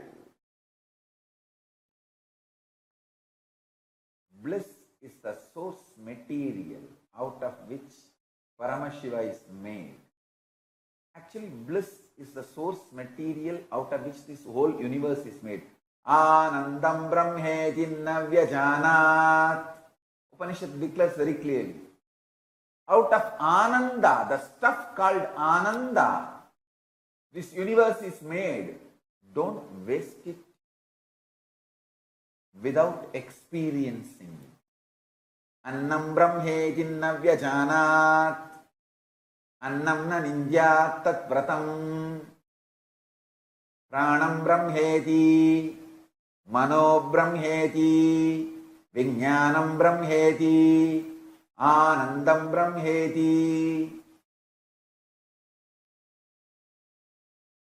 Taittiriya Upanishad. Actually, I am chanting the first lines of the different paragraphs. Taittiriya Upanishad very clearly declares. Anandam Brahmeti Navyajanat.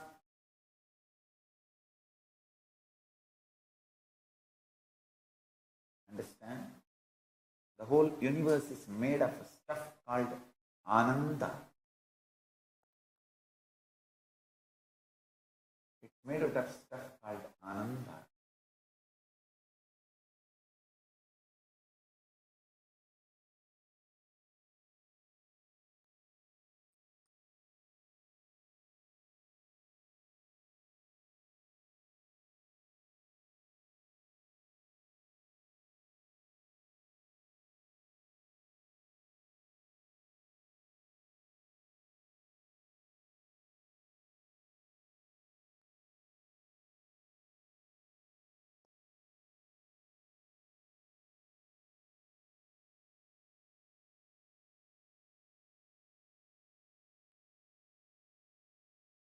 Anandat eva kalvimani bhutani jayante. It is indeed from Ananda all the beings have happened. The pure truth I revealed now. Paramashiva made his own pure consciousness as the core recipe of life. Then he added other many things.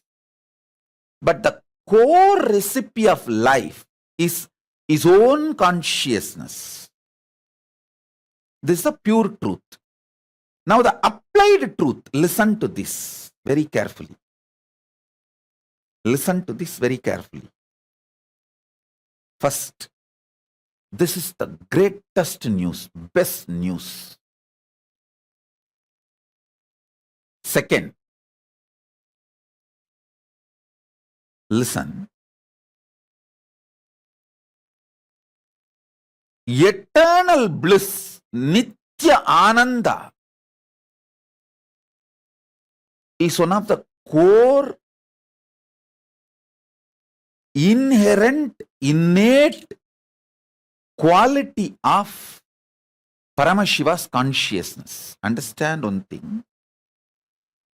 My inexhaustible activism comes from absolute fulfillment and bliss, not from any discontentment. See, discontented fellow will be active but cannot have a large vision which can go on expanding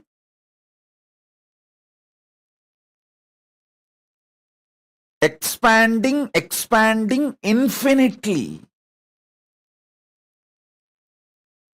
Listen to this truth. The vision I carry never tires me, frustrates me. It is like a huge energy, inspiration for intense activism and eternal bliss, the pure bliss. The eternal bliss, Nitya Ananda, is the first effect. The moment you cognize Paramashiva's consciousness is the recipe of your life. Please understand, if you are alive, be very clear, the core recipe of your life is Paramashiva's own consciousness. He put himself, he was cooking, things were not working out, the life was not happening. He just took himself and put it. Immediately life happened. That's all. Visualize. He was cooking, trying to cook life. So many components he added, but life was not happening. It was coming out like a sakra pongal, puliyodare, or so many other things came out, but life was not happening. He just smiled and put himself, his own consciousness. He just took his consciousness and put it. Immediately life happened. Listen.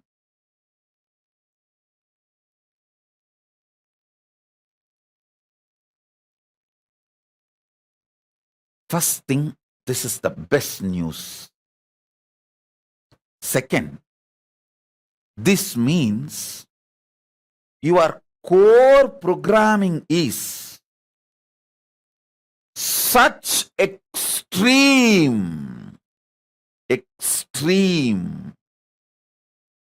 infinite, unending, Satchit Ananda Nityanandam. Sat, you know, you are programmed for truth. Sat, that is your core. Till you manifest that, you won't rest. Because you are programmed for that.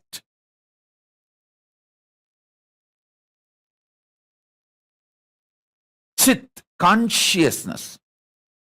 By your very nature, you are aware you exist. Ananda, bliss, the infinite Ananda.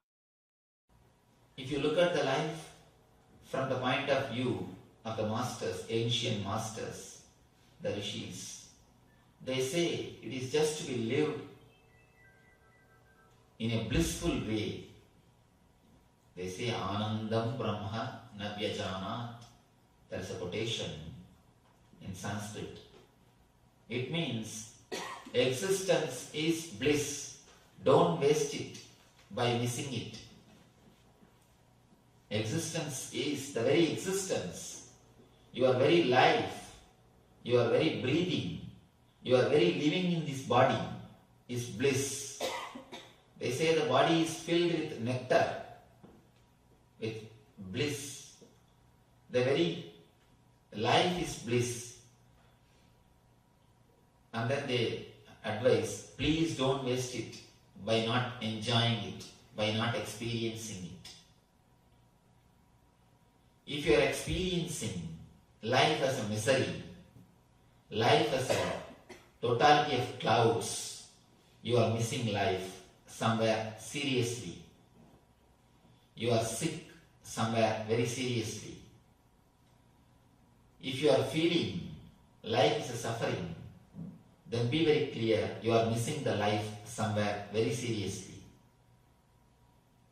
Only when you feel life is a great blessing, only when you feel life is a great energy, life is an overflow of energy, you are living it. Existence is bliss. You cannot exist without bliss, because anything in the world can exist only when it has got the feeling that it is going to have some bliss. or it is having some bliss. Even the early morning, when you get up, if you remember somebody who gives you inspiration, or if you remember some joy, some pleasure which gives you inspiration, only then you will even think of getting up from the bed. Otherwise, what will you think? Oh, let us lie down. Let us have a little more time. Only when you remember something which you are supposed to do, which is going to give you directly or indirectly the bliss, joy, immediately you jump out of your bed. Bliss is the one and only inspiration. Joy is the one and only hope with which human beings are still alive on the planet Earth. Life as such is bliss.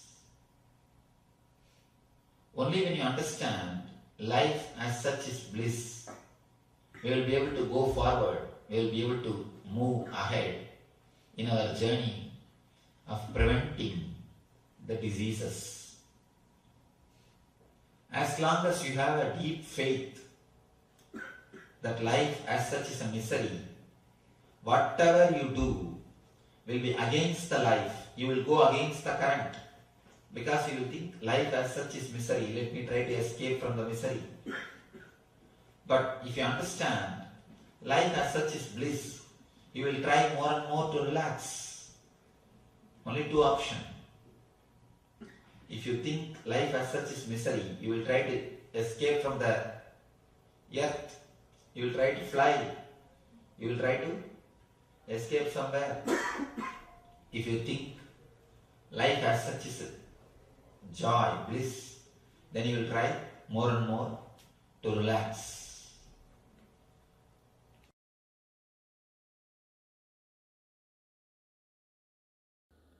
Now again I am going to give you some of the conclusions about you. Cosmic conclusions about you.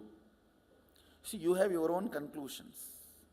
I am tall, short, fat, lean, fair, dark. You have your own conclusions about you. This language, this religion, that religion.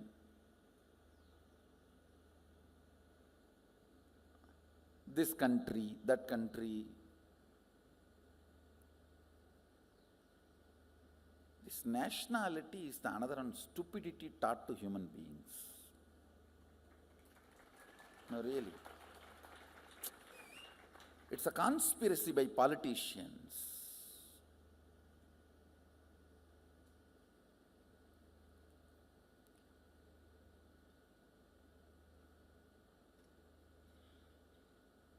All these ideas, concepts, you have about you, but cosmos has some conclusions about you. The owner who made you has some conclusions about you, and he also is very clear why he made you. Let's try to put that software and see how we are functioning. That's all. The whole Atma Tattva is nothing but using the original owner's updated software to make the product function and see what all it manifests. It's only your integrity to these conclusions are required, nothing else. Nothing else is required. The conscious principle, consciousness, conscioushood, Atma Tattva, the conscious component, Atma Tattva in you, in all of us, is not only beyond these Panchatatvas of Prithvi Tattva, Appu Tattva, Teyu Tattva,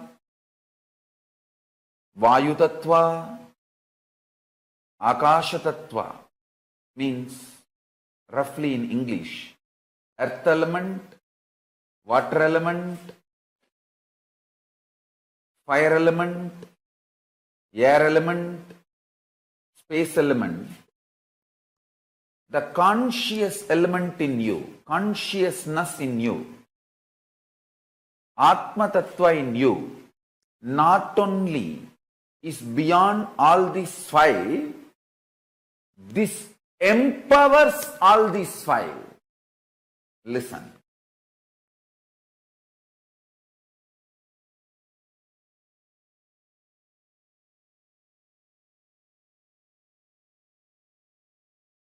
By intense, ferocious unclutching, tyaga, if you decide to remove the interferences and inferences, comes on your Atma Tattva,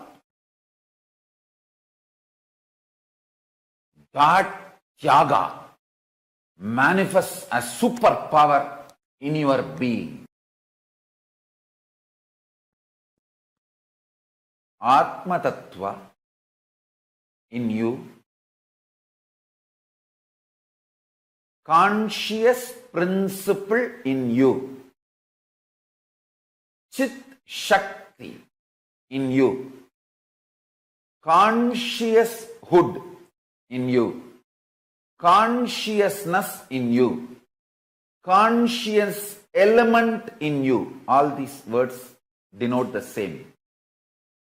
Conscious element in you is not only beyond these five principles called earth element, earth element, water element, fire element, air element, space element.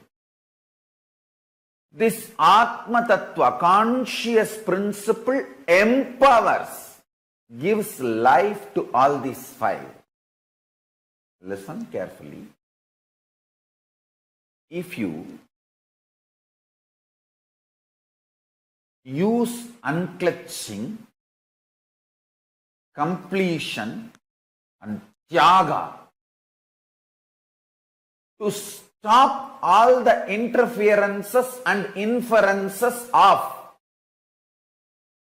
earth, water, fire, air, space elements on your Atma Tattva, on your conscious principle, you will manifest powers immediately. Listen. Pratyagatma Chaitanya Jakratam, individual conscious principle awakening, is not exclusive right for anyone. It is even for animals. It is granted. I tell you, the essence of what I am trying to convey.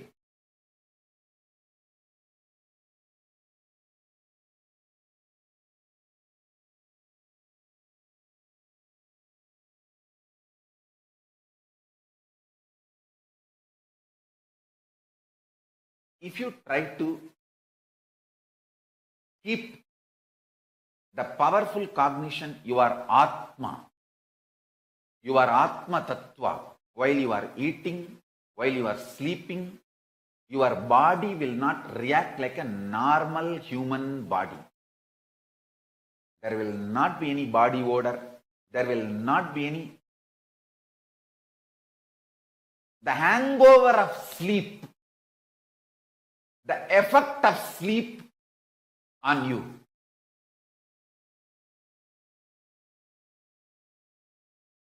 From today, all of you start manifesting this powerful cognition.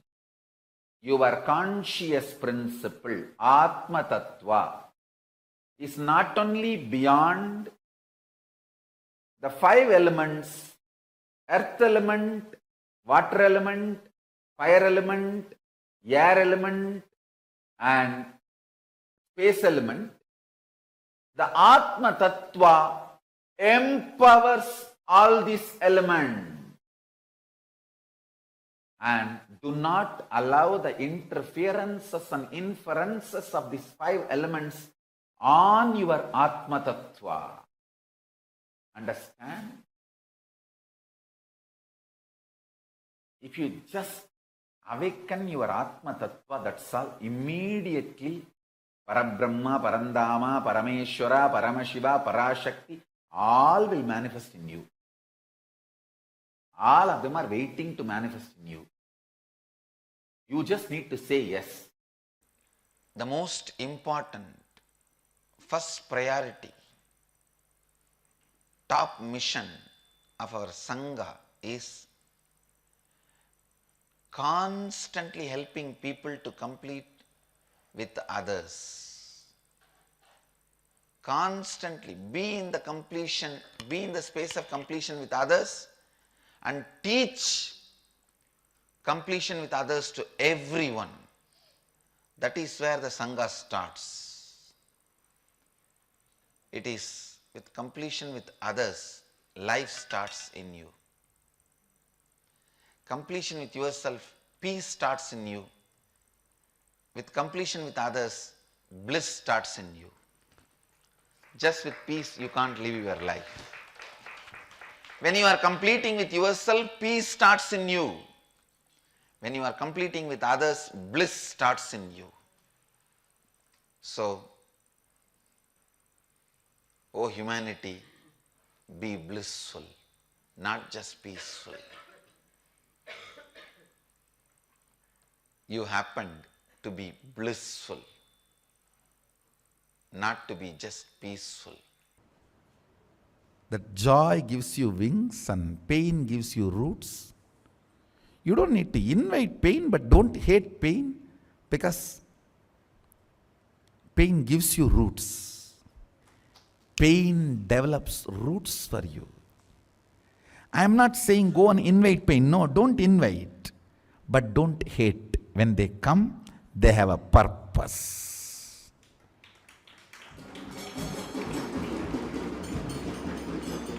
They do make your being colorful. They do make your being charismatic and colorful.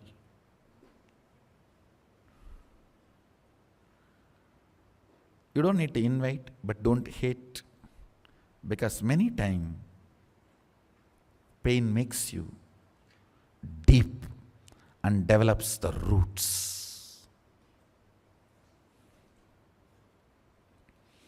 That is why I insist again and again, do always what is right, not what is just pleasant.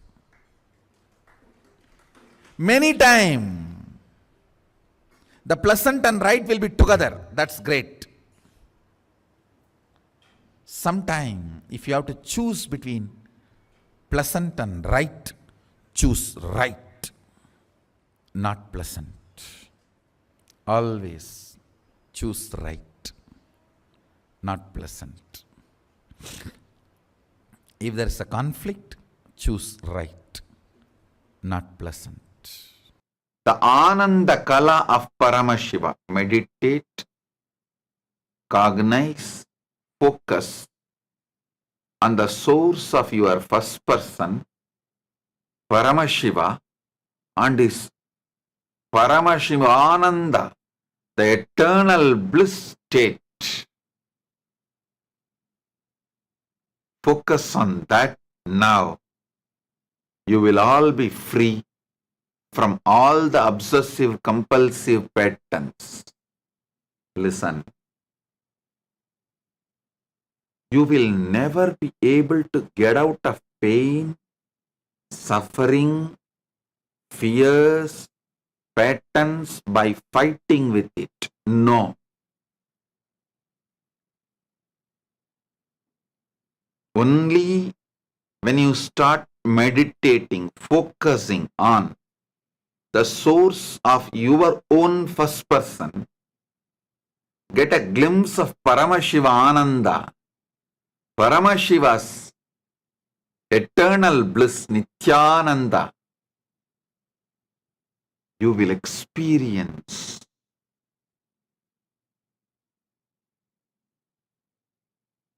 all your fears, pains, sufferings become redundant, irrelevant. It's like they are all left long back. When you look back for years, you did not even remember many of the pains and fears you had in your life. That space will manifest in you when you focus on the source of the first person. Aham, aham. What is vibrating in you as aham? That Atma Spurana. Focus on that.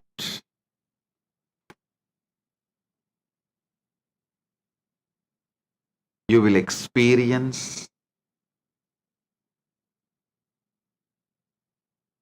Paramashivananda. Listen. When you look at the great masters' lives, whether the manifestation of Dakshinamurti, from Dakshinamurti, all the great beings, all their teachings, Shankara, Ramanuja, Madhva, in modern days, Ramakrishna, Vivekananda, Sharada Devi, Ramana Maharishi, Aurobindo, Aurobindo Mother, Paramahamsa Yogananda, go through everyone's teachings.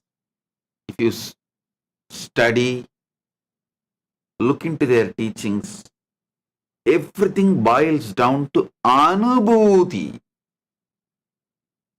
experience.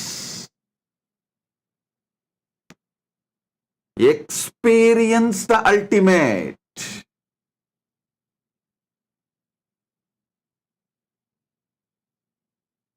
Experience gives consistent bliss, eternal bliss. Listen.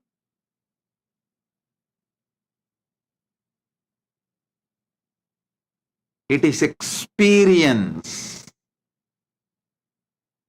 that gives everything you want in the life. Even one glimpse of Paramashivananda will make all your fears, pains, sufferings irrelevant and redundant. I'm repeating it. I will repeat million times because the experience is the gist of all their focus, all of them, from Dakshinamurti, all the great beings. If you get into the depth of their teachings, their writings, their words, their life and message, finally it boils down to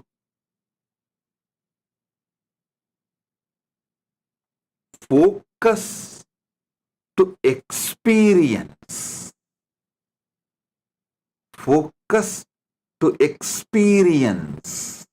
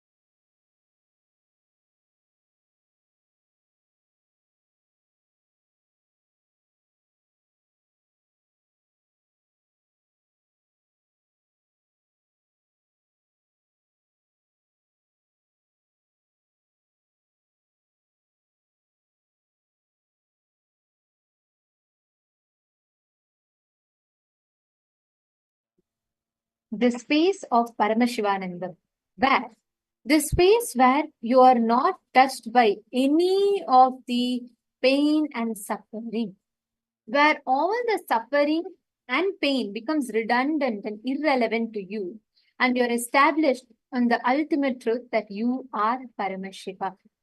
And the bliss that happens from this truth. There's actually a very, very beautiful revelation from Swamiji.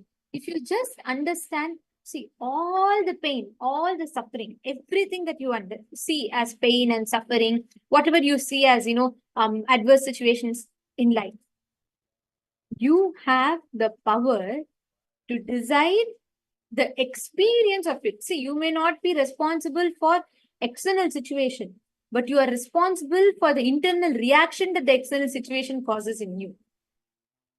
You may not be responsible for someone being abusive to you suddenly on the road as you're walking, someone yells at you. You may not be responsible for it directly. You may not be the reason for it directly, but you are responsible for the reaction that it triggers inside you. Very beautifully, Swamiji will say, the same boiling water makes the hard potato soft and the soft, fragile egg hard. Boiling water is life, situation. It is the same boiling water. It can either make the hard potato, which is so strong and hard, into a soft mashed potato, or the same boiling water can make a brittle, soft egg hard. The same situation determines what is the experience. It is not the external situation. It is the internal reactions that you have to it. That determines whether you're suffering or not. How many of you are clicking with it and understanding? Ma Dennis Bell, Ma Wonkalili, Ma Ratnaprabha, Ma Tilagavati, Ma Maluhya Mauna, Ma Margarita. Can I request all of you to come on camera and share? How many of you are clicking with it? Ma Swasida, Ma Pratyangira, Ma Yogananda Guru Prasadini, Ma Pushkala. If you start understanding this, you will start actually experiencing the space of Paramashivananda.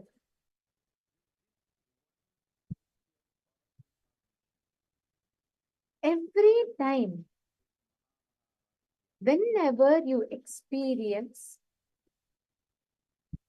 any highs and lows or any suffering, you feel like, oh God, you're suffering too much, there's all around you, there's problem, you don't know what to do. Just decide to not entertain, to not allow that suffering to even touch you. When you make that as a decision in you, when you make that as a declaration in you, you will start manifesting so much of like what you call as real confidence, real courage. And this space where no suffering, no pain touches you, that space is a real space of Paramashivananda. Now, there's a very beautiful process that Swamiji has given for this, which is what we're going to do. Throughout this process, you're going to be talking to yourself, and you're going to be talking to yourself like you're talking to someone else. Like if, for example, you're going to ask yourself, call yourself using your name. Like if your name is, if your name is Sarah, right? You're going to ask yourself, you're going to say, Sarah, what is it that I want to experience today? What is it that you want to experience? Like talk literally as if you're talking to someone else. Understand, when you start asking yourself consciously, when you start interacting with yourself, you'll become aware. You will not choose suffering because suffering is the choice. Pain is inevitable, but your suffering is a choice. You consciously choose to suffer. You allow yourself to suffer through some situation and suffer. That becomes a suffering to you. So first sit, take a minute or two and ask yourself, what is it that you want to choose? What is it that you want to have as an experience for today? Ask yourself this question, and I request every one of you to post the answer to this in the chat.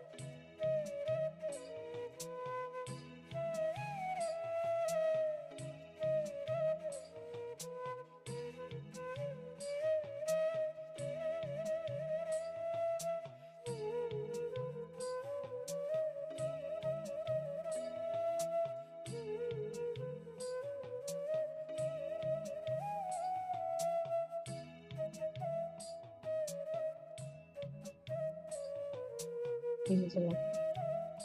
Now, all of you, once you ask this yourself, ask yourself next, with your eyes closed, consciously come to the understanding that nothing can make you suffer without your silent permission.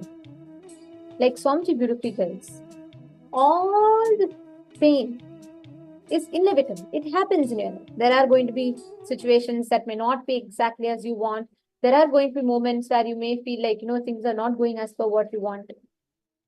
Pain is inevitable, but the suffering that you put yourself through is a choice. And do not choose to suffer. Applying these powerful cognitions that Swamiji has given, you will never have to consciously, you will give silent permission for that suffering to enter into you. Each time, whenever you have the powerlessness is affecting you, just do this again and again and again. Arrogantly deny the existence of pain and suffering. Just deny it. Don't even give a moment to think about it, give your logic to it. No, just deny the existence of pain and suffering.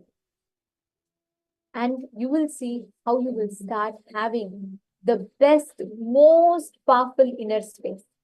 Let us now understand the secrets of how you can manifest this space of beyond all pain and suffering.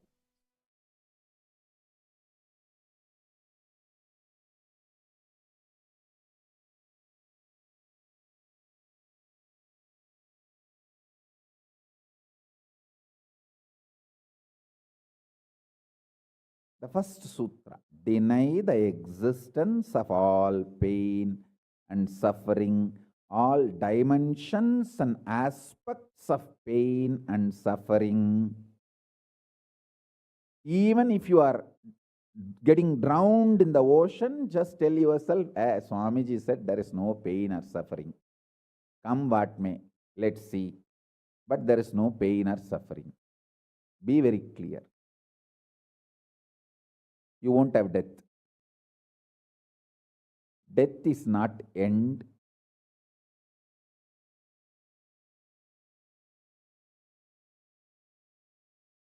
Losing the truth is the greatest loss than death.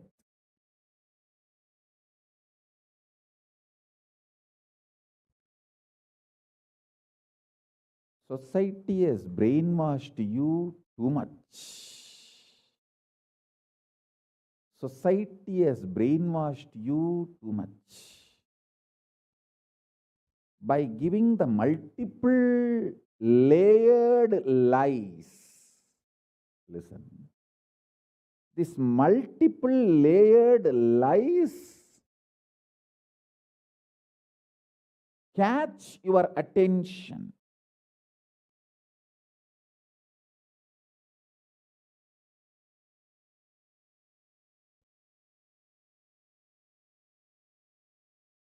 Even if you are convinced about the one lie, gone. You have put your leg on the slippery rock and you will land in the end delusion.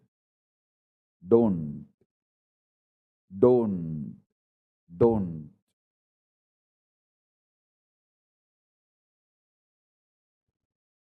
Deny the fundamental, foundational brainwashing technique used by society, deluded society on you about the existence of pain and suffering.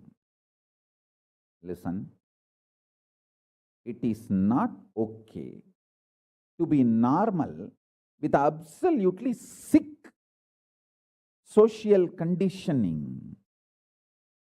Don't try to be normal with the shit, sick social conditioning.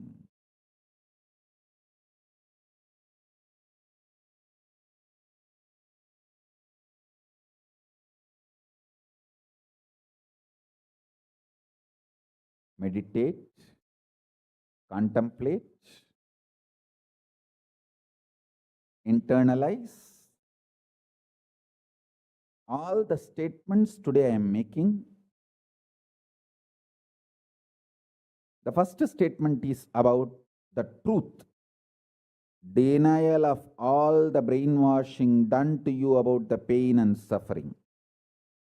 Second statement, this decision to be in truth will expand your brain's ability to reflect, radiate, manifest superconsciousness with the powerful cosmic space and this cosmic nada, Shiva, Shiva, Shiva, Shiva, Mahanada, Shiva, Shiva, Shiva, Shiva, Shiva, Shiva, Shiva. When your brain develops the capacity to reflect and radiate the cosmos in the pure conscious form, your mind can never take possession of your brain and brainwash you to believe into anything called pain and suffering. This is the greatest liberation. This is the greatest liberation. Now, third statement. Listen to this third statement.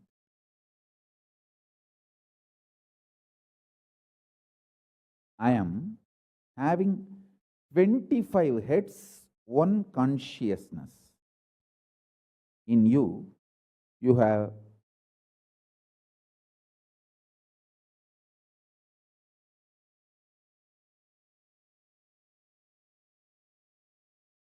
broken yourself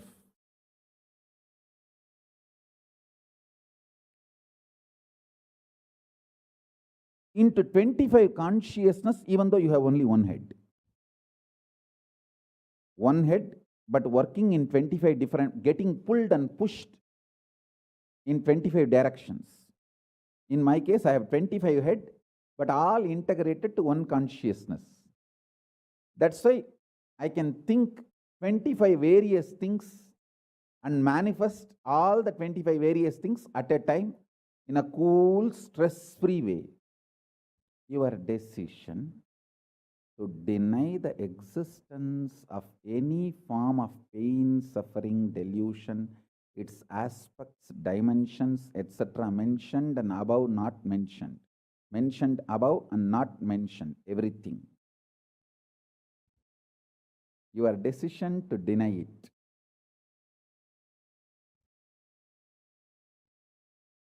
makes such beautiful space in you. Simply start manifesting powers and play with the powers. That will give you tremendous confidence to strengthen powers and powerfulness and deny the existence of pain and suffering and the lower way of existing.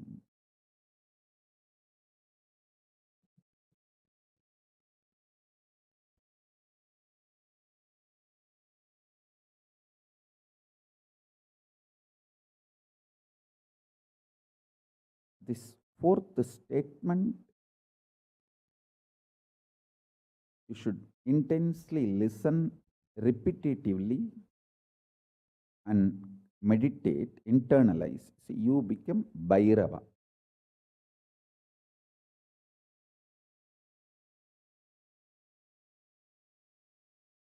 Mahakala Bhairava, Mahabhairava. Mahabhairava does not have karma.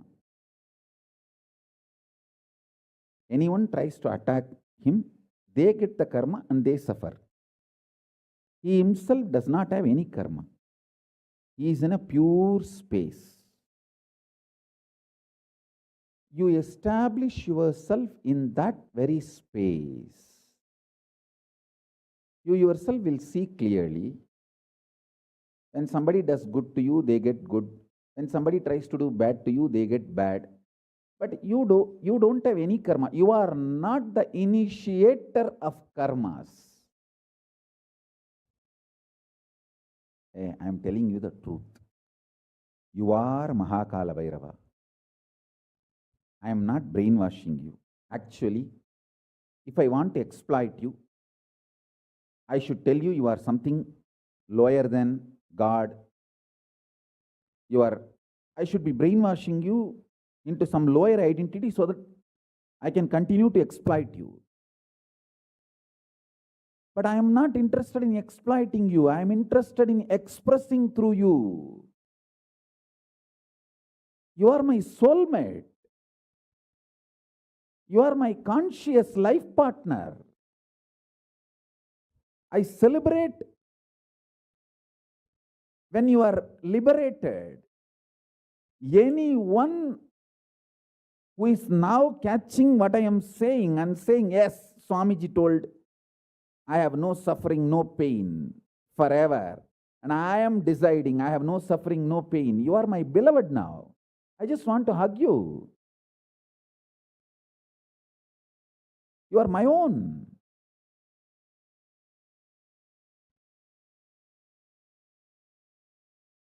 I have only one reason to tell the truth, because truth makes you fulfilled and makes me fulfilled. You are Kala Bhairava. Sit like Kala Bhairava and tell very clearly to your past, present, future. Hey, I am Kala Bhairava.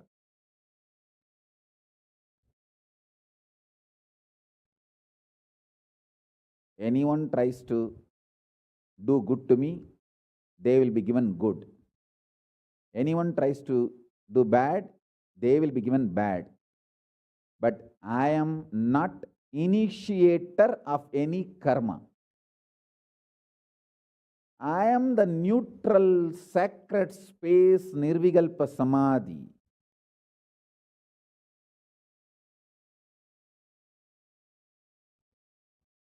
If you throw laddu on me, you will get the laddu back. If you throw stone on me, you will get that stone back. If you throw the shit on me, you will get that shit back.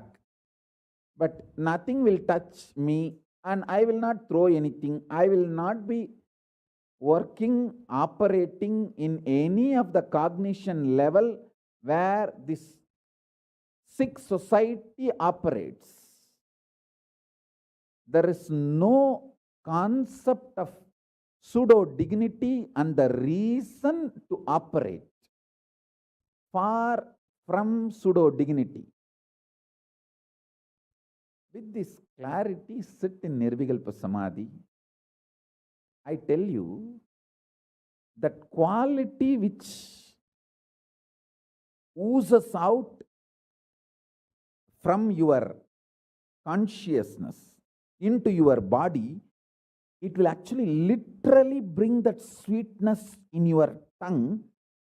That is what is actually Amrita. Amrita means the principles of immortality digested, cognized by your mind and gets sunk, drilled, driven into your brain, and that brain's opening up, flowering, that Sahasrara Chakra flowering, and that honey pours inside the system, literally brings sweetness inside your throat. Amrita.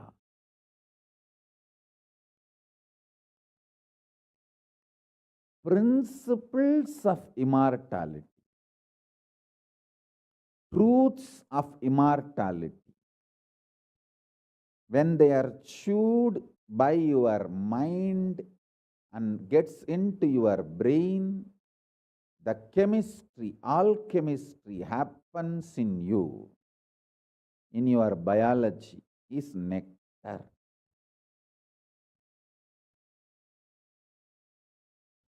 Actually, I am tasting that this very moment.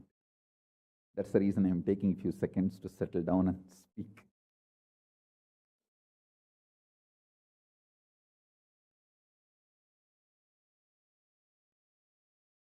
Now the fifth statement. Listen to this fifth statement.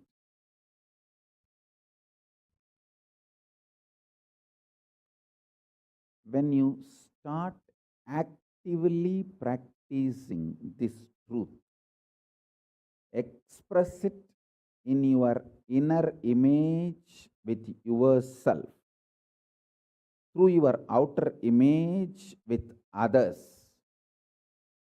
all the conflict will become irrelevant. Be powerful, bold, to stand any stress created externally or internally. When you manifest this truth and demonstrate your vairagya and will persist uncompromisingly. Vairam vainda vairagyam. Vairagya like a diamond. Vajra. Vajra vairagya.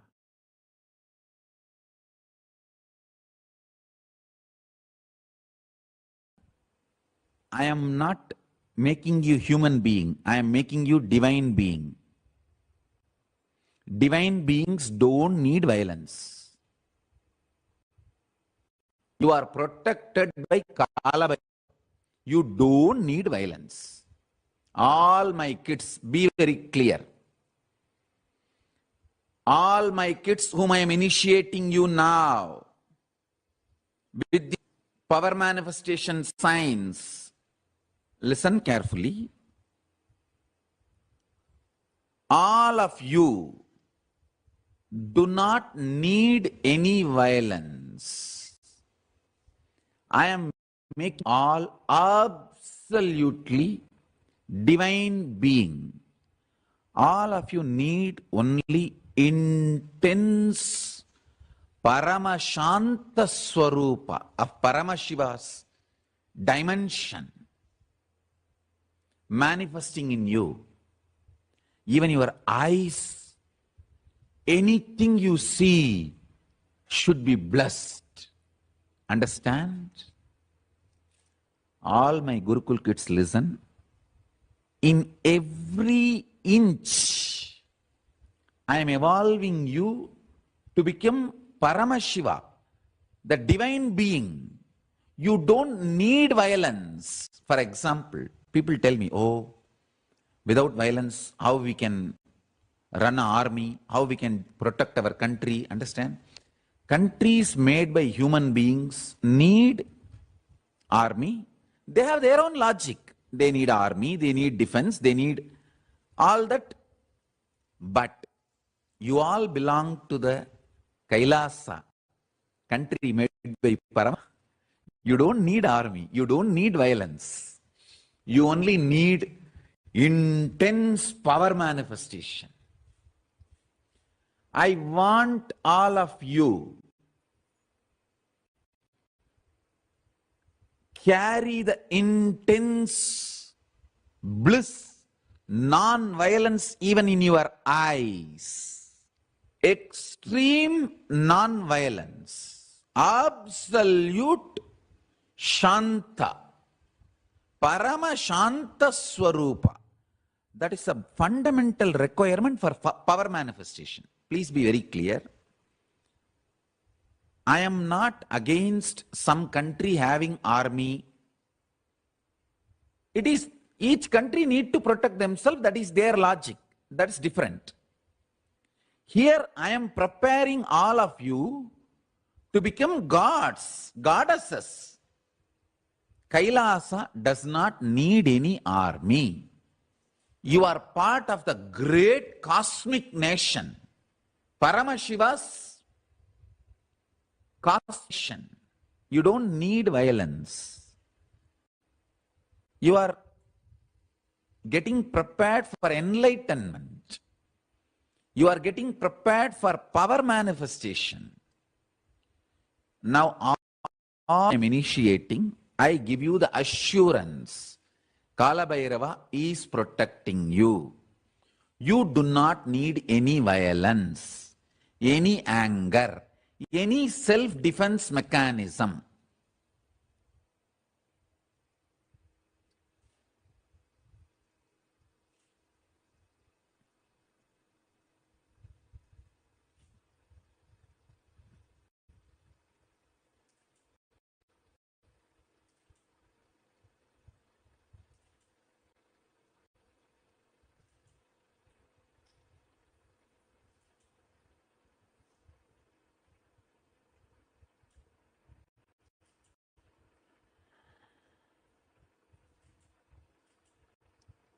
All of you listen. Kala Bhairava is protecting you. You don't need any violence. You don't need any anger. You don't need anything to defend yourself or any reactionary assumptions. Just rest in Paramashanta Swarupa, Paramashiva. All the kids whom I am initiating now, listen carefully. This is the boon, powerful cognition I am giving it to you. If you want to test the power of this powerful cognition, go and tell this same to any rose plant in Bididi. They will just drop the thorns. Understand? This is a powerful science. The powerful science. Earlier we had kids growing the rose plants without thorn. Now start again. You cannot touch the plant. Sit next to the plant and tell, Paramashiva has blessed me. I am protected by Kala Bhairava. I don't need violence. Praying to Kala Bhairava, connecting with Kala Bhairava, I give you abhaya. Are protected by Kala Bhairava. You don't need any defense. Drop the thorn. When you wake up from the bed, if your first thought is, oh, let me get up to go and sit with Swamiji and attend the session, attend the Satsang, or attend the courtyard session, then you are becoming many to celebrate yourself. Morning when you wake up itself, if you remember your boss, or your enemies, or the people who torture you, or people who are abusing you, or people with whom you have anger, you have violence, incompletion. Morning itself, if you remember them, then you are becoming many to torture yourself. Batch by batch, you guys have to sit and do extreme, complete completion with all kinds of violence and anger. You should become Paramashanta Swarupa, because intense Shanta, I can download the whole Kailasa into you. I can download the whole Kailasa into you. And I also wanted to announce, all this initiation I am giving, I am making it available to all of you all over the world. If you all cognize what I am talking and start internalizing, cognizing, this power manifestation will work for all of you also, wherever you are.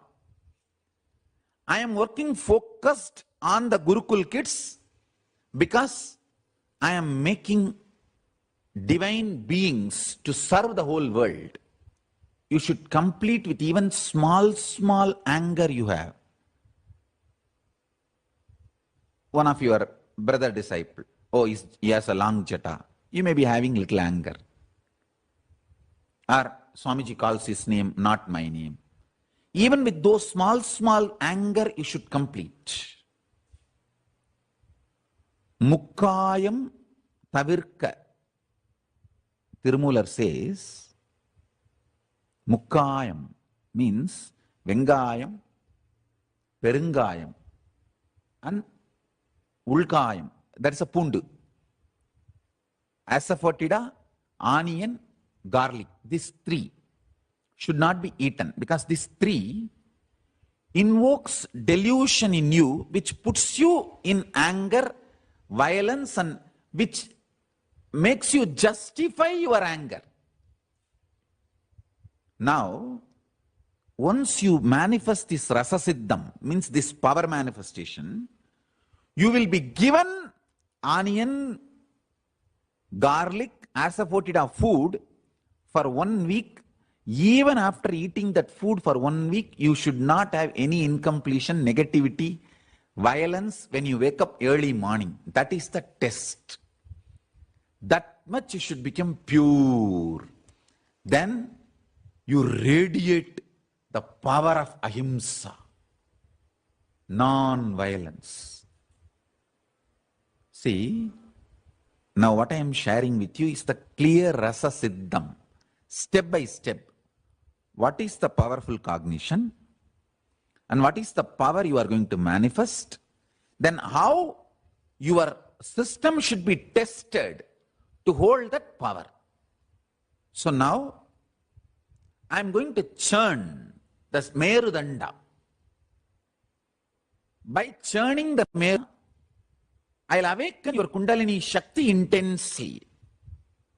Once the Kundalini Shakti is awakened today, now itself, within next few minutes, you can start moving the matter with very absolute oneness, non-violence. Absolute non-violence and oneness.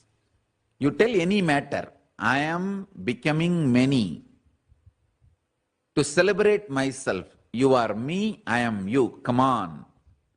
Just call, that matter will come towards you.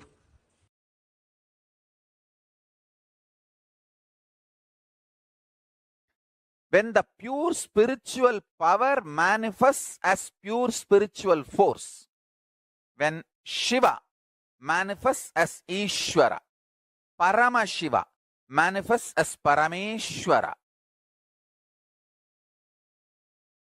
you can call it as also as Paramashiva manifesting as Parashakti. Anything is okay. Because these words are used only to give a rough understanding. Behind these words, there's a huge equations. Sankhya, the multi-dimensional logical equation.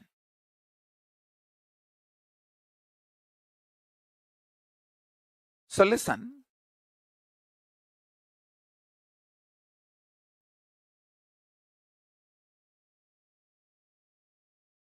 Let me explain this truth clearly.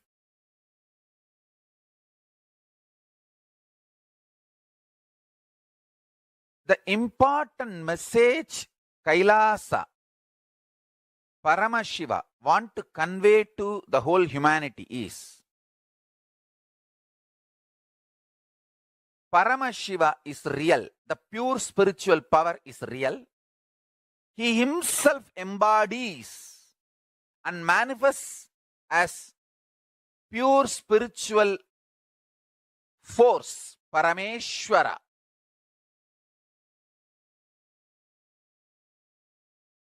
And when he embodies and manifests pure spiritual force, Parameshwara, he can play with all the forces. Not just these 4 forces. Science is able to understand the gravity force, gravitational force, and electromagnetic force, and weak nuclear force, and strong nuclear force. There are other 4 more. But on all 8, Parameshwara as supreme authority, and he plays with all 8.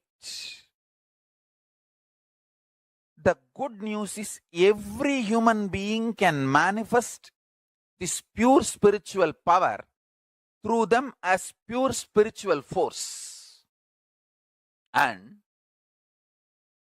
every human being manifests this, raises the quality of the consciousness of the individual, himself and the world. Understand? This is the greatest service you will do to the world. Paramashiva manifesting as Parameshwara is the ultimate soft power.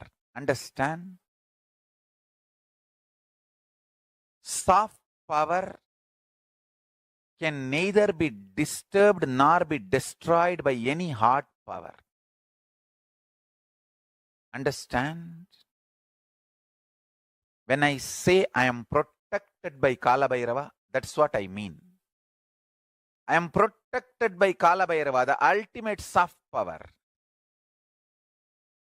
which is far more powerful than any hard power. I am protected by Paramashiva. I am protected by Kala Bhairava.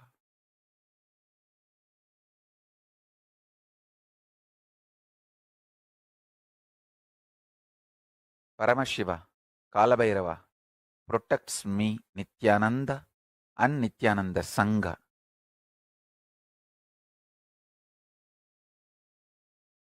Understand? I am protected just to reveal all the sciences to all of you.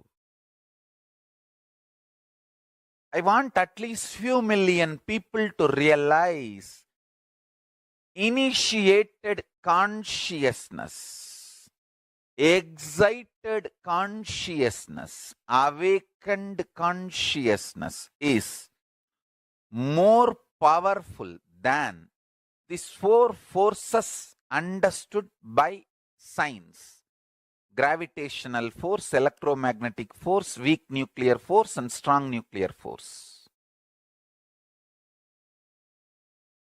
Understand?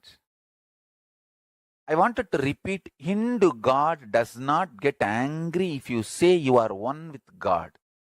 Of course, he actually celebrates when you say you are one with him.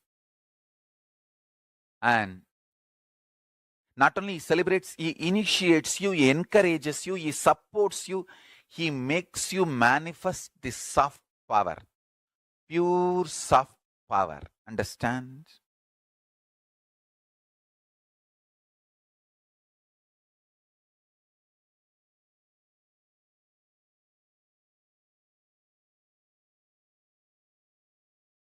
I'll explain physics, chemistry, and biology of this soft power, the excited consciousness, inspired consciousness, awakened consciousness. Actually, the word excited and inspired, I am using more for you to grasp. You grasp this word excited and inspired more than the word awakened. The awakened looks a little mystical. So, I'm using the word excited and inspired, but all the three I mean same. Here, when I use the word excited, awakened, inspired, I mean same.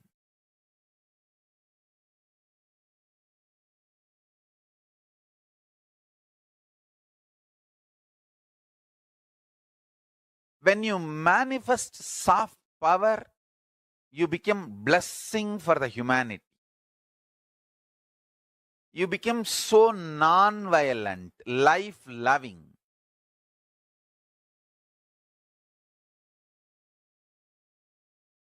You become such non-violent, life-loving when you manifest pure soft power.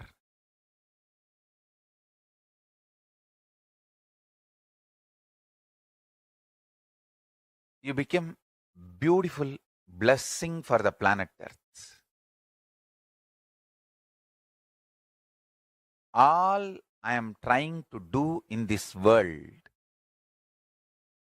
is making more and more people manifest the soft power, the excited consciousness, initiated consciousness, awakened consciousness. That's all. I have nothing else to gain from this world.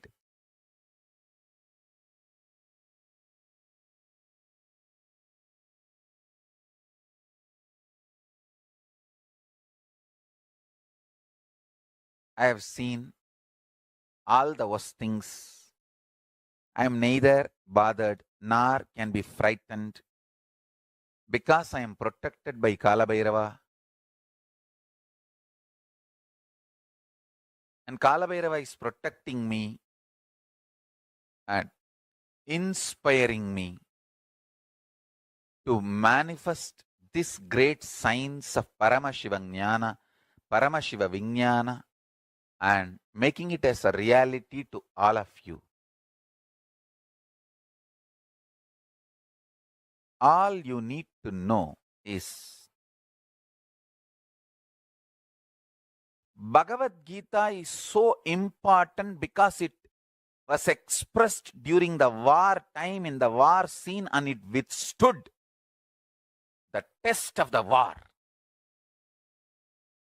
Those principles brought victory.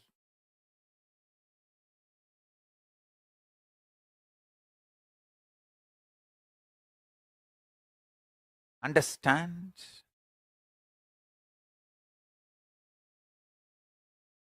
The pure soft power principles brings victory in life in every situation. Non-violent soft power principles.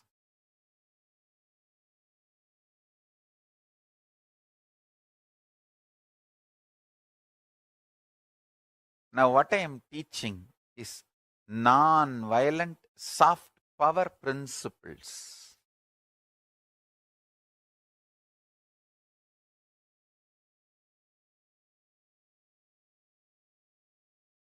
Meditate, meditate, meditate and cognize deeper and deeper the soft power principles.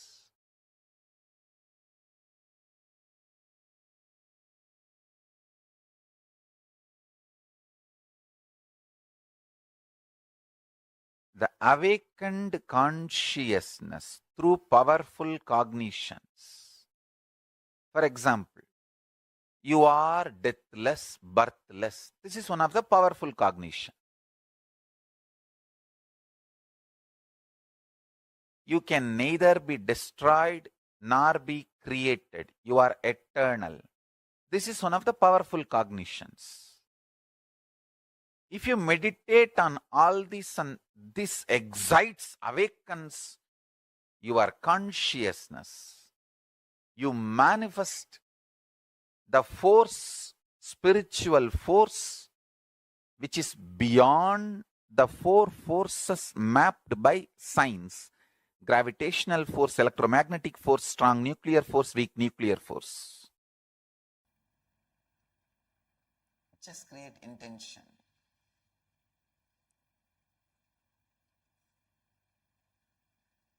Don't postpone. Never ever you have done anything you postponed. Happening is life. Postponing is death.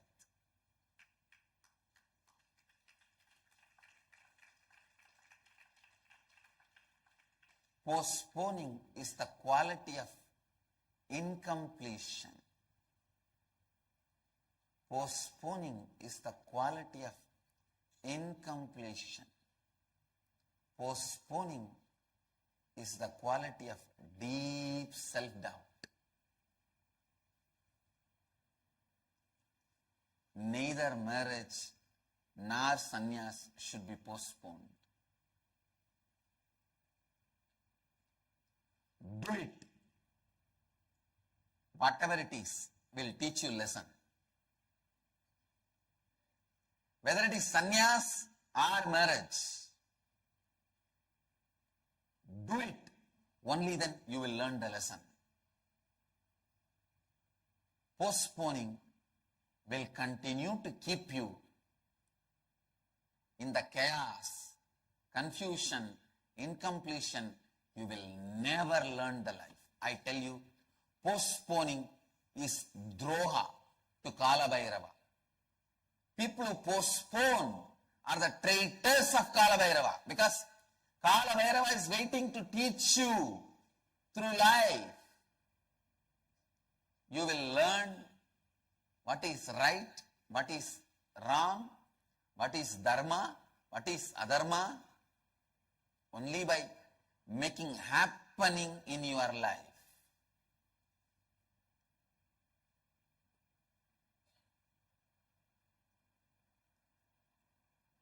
Either you should learn through his tongue, which is embodiment of Mahadeva, which is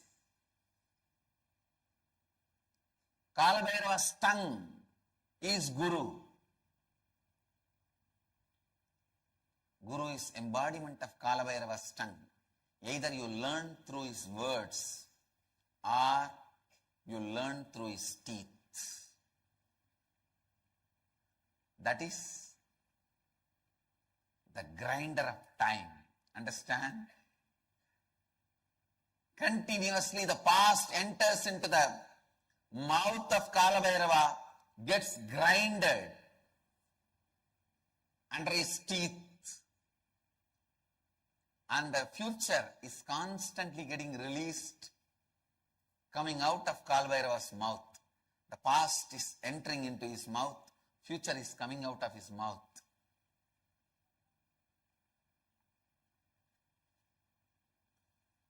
Understand? Either his tongue should teach you or his teeth should teach you. Means either you should learn by master's words or by the happening of life. Means by living into life. I tell you, when you neither allow the master's words to teach you nor allow the life to teach you, you are just living dead. You are wasting time. You are wasting life. People who waste life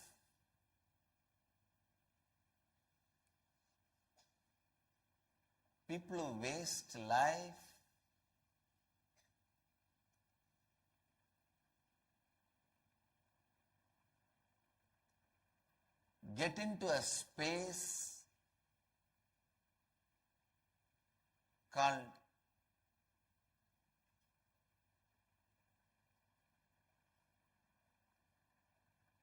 worse than a hell.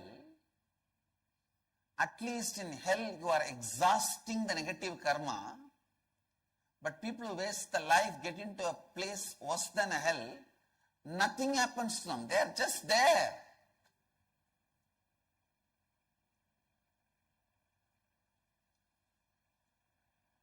I tell you, many people come and tell me, I definitely want to do inner awakening, Swamiji, but not now. I tell you, you guys will never make it. Whoever says not now will never make it. In anything, whether it is inner awakening or sannyas or samsar, marriage, when you say not now, you are getting into that space of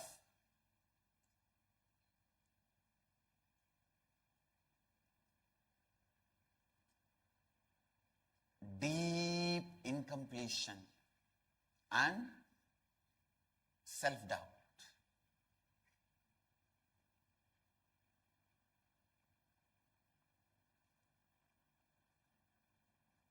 This one thing they cannot deny. This quality, which is a continuous quality in me and in my life, that is constant happening. Happening.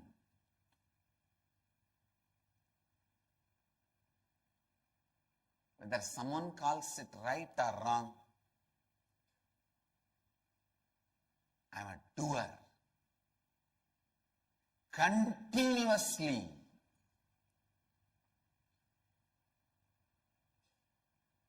I do it.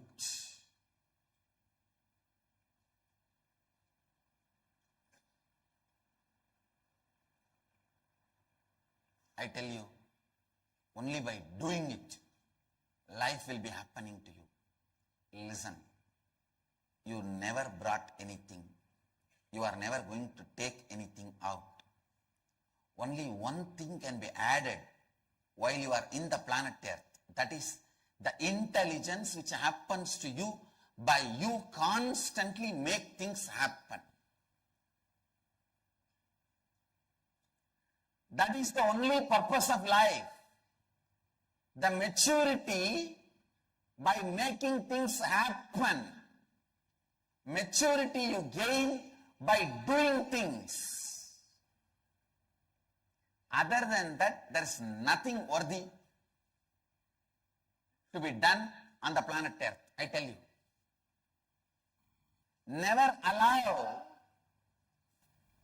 the incompletion, doubt, confusion to postpone things in your life. I tell you, postponing is the only crime.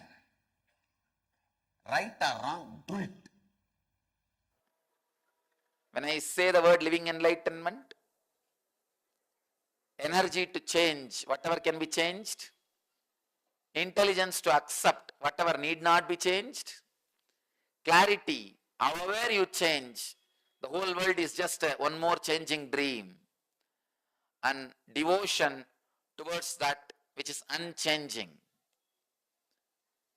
This is what I define as living enlightenment, Jivan Mukti. Now, let these great truths radiate through your system so strongly. Let all the people around you, the world around you, feel the power of enlightenment. Let your muscles radiate this truth. Please understand, do not think there is so much of anger in me, suffering is in me, pain is in me. Don't think all these things are here. How can I be Jivan Mukta? You can never have a space where all these things are not there and feel you are a Jivan Mukta. No. You have to become like a Kala Bhairava who is dancing between everything. Kala Bhairava is not trying to find a beautiful, nice podium to dance. Maybe the celestial beauties, the Apsaras, the Deva Kanyas may try to find a beautiful stage for dancing. But Kala Bhairava does not try to find a beautiful stage. Wherever he is dancing. He may be in the cremation ground, maybe bones and skulls are lying all around, bodies are being burnt, half are burnt, unburnt, but he is just in Ananda Samadhi, dancing. So understand, all your burnt, unburnt emotions, like anger, lust, greed, pain, suffering, are all the burnt, unburnt bodies lying around you. Pain, physical, mental, or anything which is lying inside you are the bones and skulls. You became the Kala Bhairava, untouched by all these things, and dance among all these things in Ananda Samadhi. Let that all be there. That is part of your enlightenment. You don't need to try to find a place where all these things will not be there. Let them all be there. You just dance amidst like a Kala Bhairava, declaring your freedom, declaring your Jivan Mukti, declaring your Swadantratva, even though all those things are there, being untouched by all those things. Everything is there around Kala Bhairava, but nothing touches him. He is not bothered by anything. He is dancing among all those things. So whatever may be inside you, doubt, pain, suffering, whatever may be, good or bad, understanding, whatever it may be, just raise above. Stand up with full energy and declare your enlightenment. Dance on it in Ananda Samadhi, being untouched by any of these things.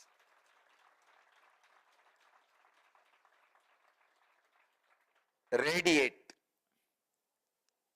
enlightenment into the whole human consciousness.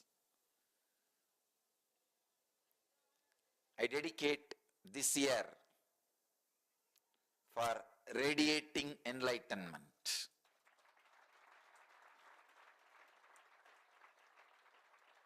All of you decide to radiate enlightenment this whole year. Let all the people around you feel the power of enlightenment which you are radiating in your actions. Extend your goodness much more than their expectations. Extend the power of your enlightenment much more than their imagination. As if you heard four tattvas today, you are initiated into four tattvas today. Start.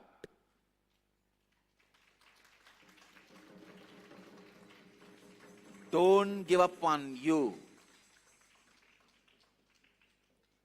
Don't give up on you.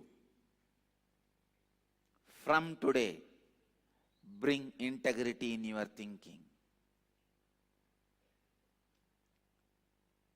Today, complete all the incompletions with you and with others.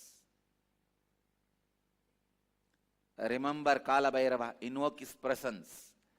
He can heal everything happened in the past.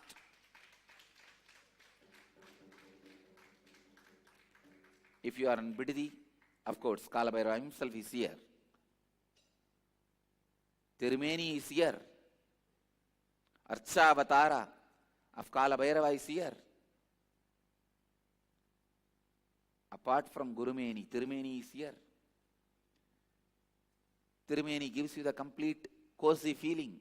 You can tell whatever you want, he doesn't fire you back. He doesn't hit you back. Go and complete with him all the incompletions of the past.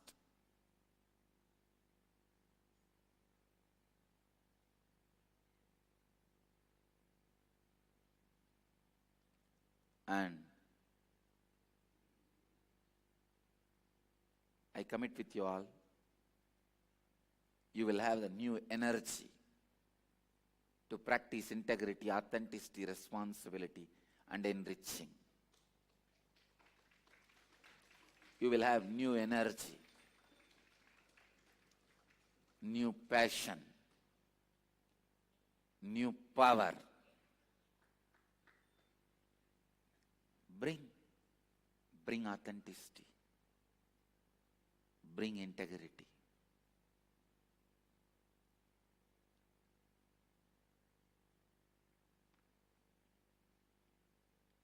Bring responsibility. Today let us dedicate as the day for not giving upon ourselves. Take this as a message, today's message. I will not give up on me. I'll start again. When you don't restart, you give up on you. Today, restart.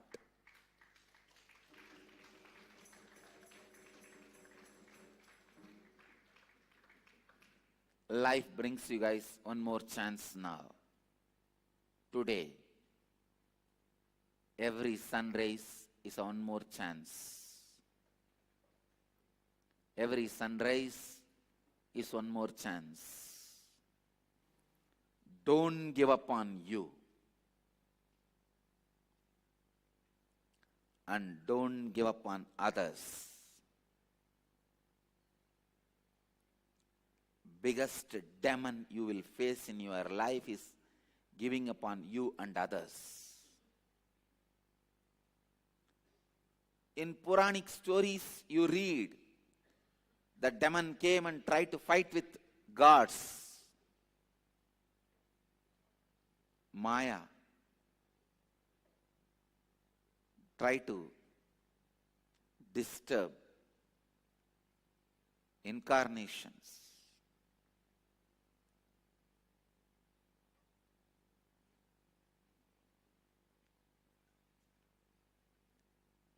Mara came and tried to distract Buddha. Devil came and tried to distract Jesus.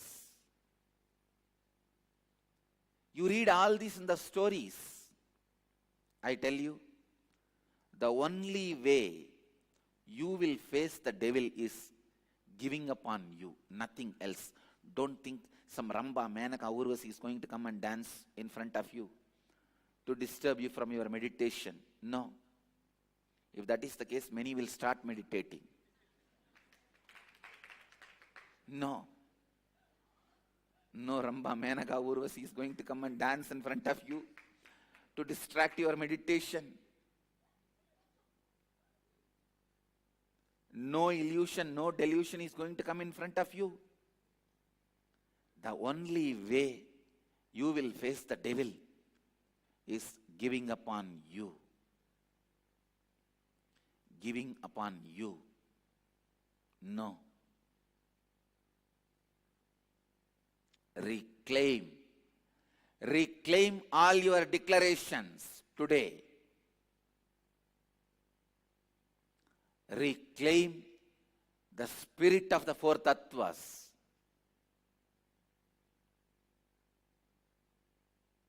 Reclaim the power of integrity, authenticity, responsibility and enriching. Call Bhairava, a lot of time can heal all the damages you caused to your integrity, authenticity, responsibility and enriching. He can just complete your whole past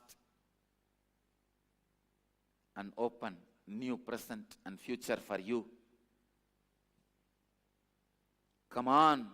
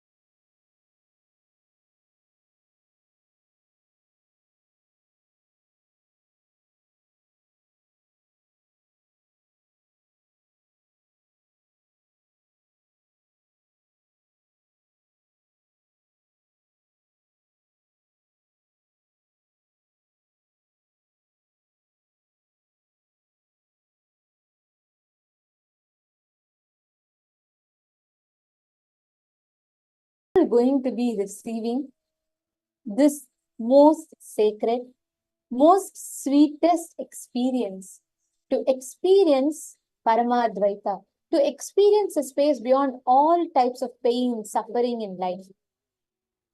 This one initiation that we will receive today, what we are going to be receiving as initiation today, it is going to be a very, very powerful experience.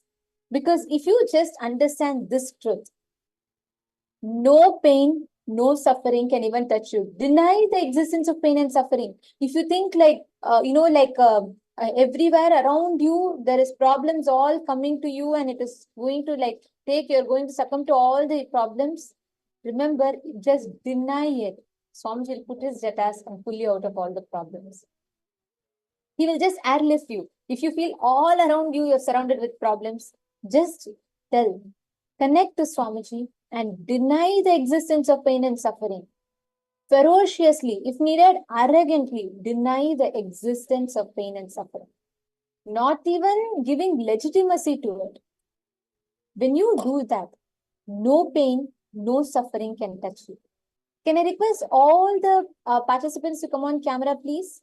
Ma Carrie Chow, Patrickaya, Devineni, Lakshmi Devineni, I see an ID called Sri Lakshmi Devineni, and then Ma Bella. Can I request everyone to come on camera, please?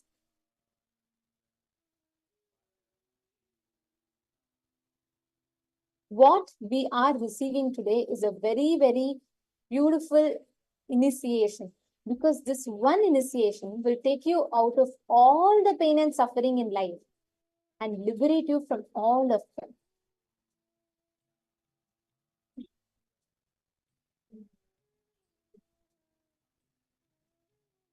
What Swamiji is gifting to us, this space, is like hitting a reset button, Control Alt Delete for all the problems that you have.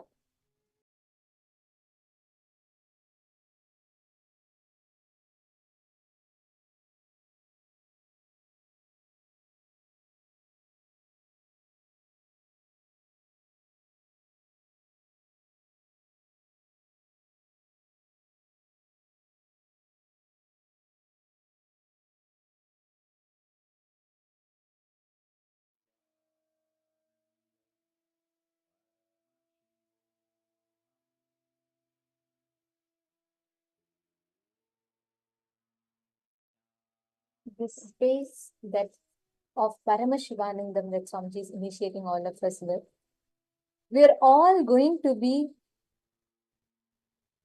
blessed with so much of your whole inner space will be filled with that courage. Actually, I should say, Swamiji said, courage is not absence of fear. Courage is your ability to face your fears without being affected by it. Courage means it's not that you are devoid of all problems and no, courage is your ability to face your fears.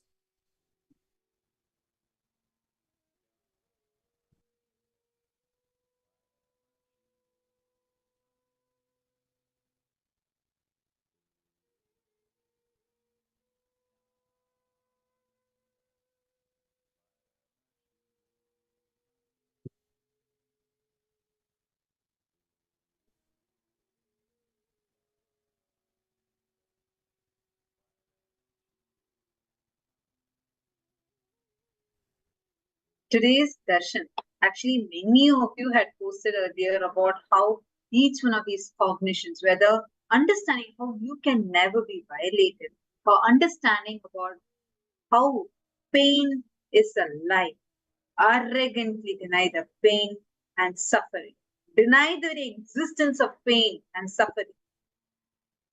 Just this declaration, understand, today we learned a very important thing. Whether you cognize it or not, whether you have understood it, see, probably by now it might have not already become your experience, but take it as faith. Swamiji has told, using that powerful cognition, let me declare, I deny the very existence of pain, I deny the very existence of suffering. Just this one declaration that you make, knowing clearly that Swamiji has told, because Swamiji has told it is reality, just declare. You don't even need to cognize already or already have it as an experience. No. He will show you how it is real. All you need to do is just this one declaration. And that one declaration that you do can completely transform your life instantly. How many of you clicked with it, especially when you listen to these powerful revelations from Swamiji? Can I request all the participants to share? How many of you felt like, wow, this is just clicking to me?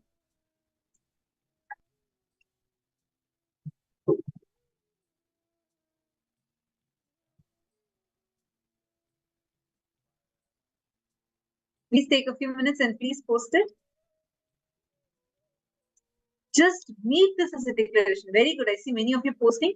Now, all of you just make it as a declaration for yourself. Declare. Because Swamiji said, I am declaring no pain, no suffering.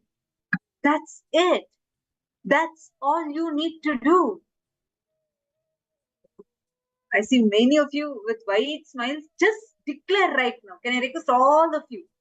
Post it now. Post it here in the chat. Declare whatever pain, whether it is, see, today we learned about the 5 types of pain. Can I request you all to post here? What are the 5 types of pain? Physical pain. Second one, mental pain.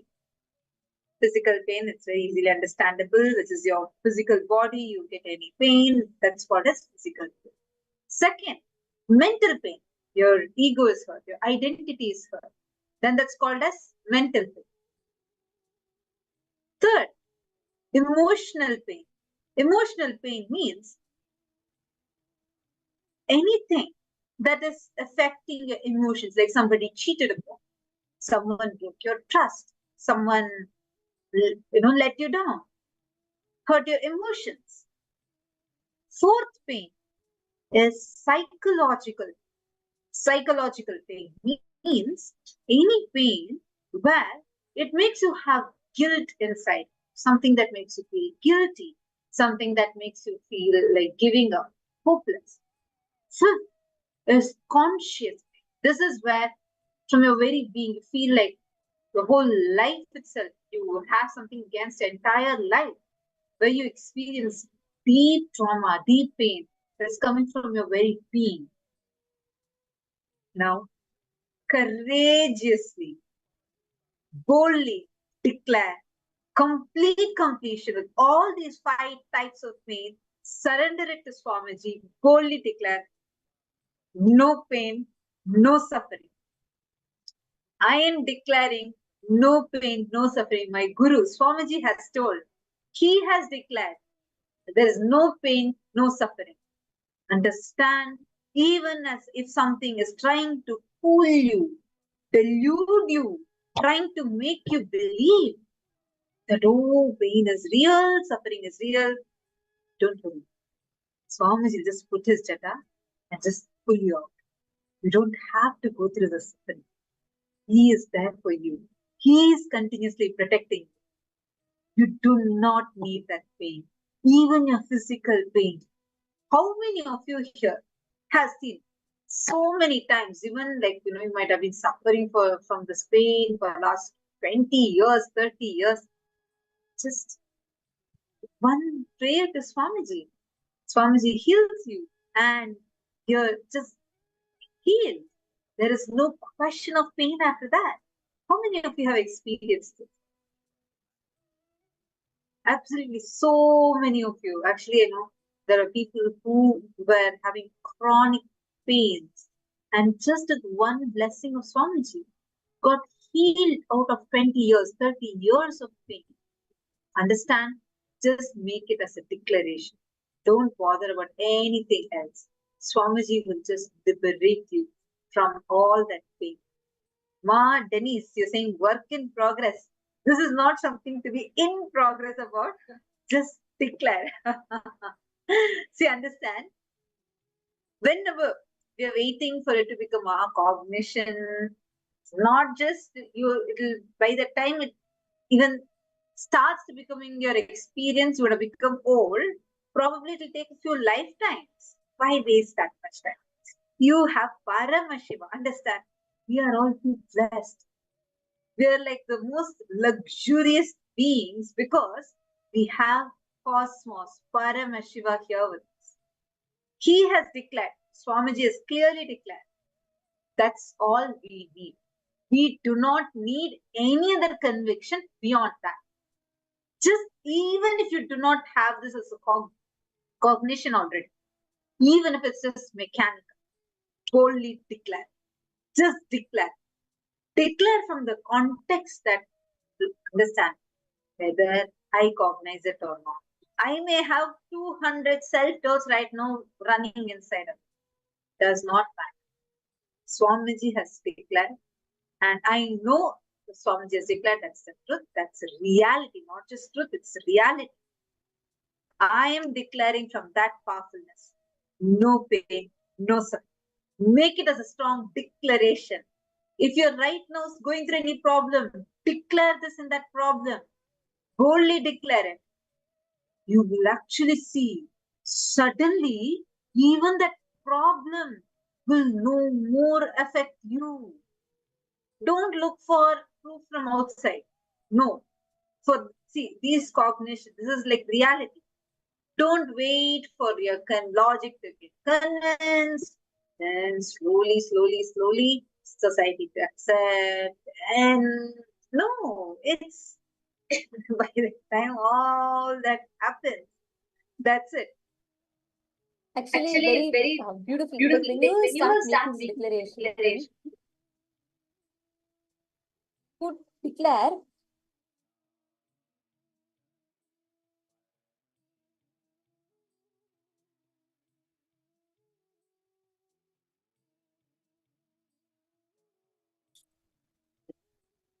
he will do it. Like how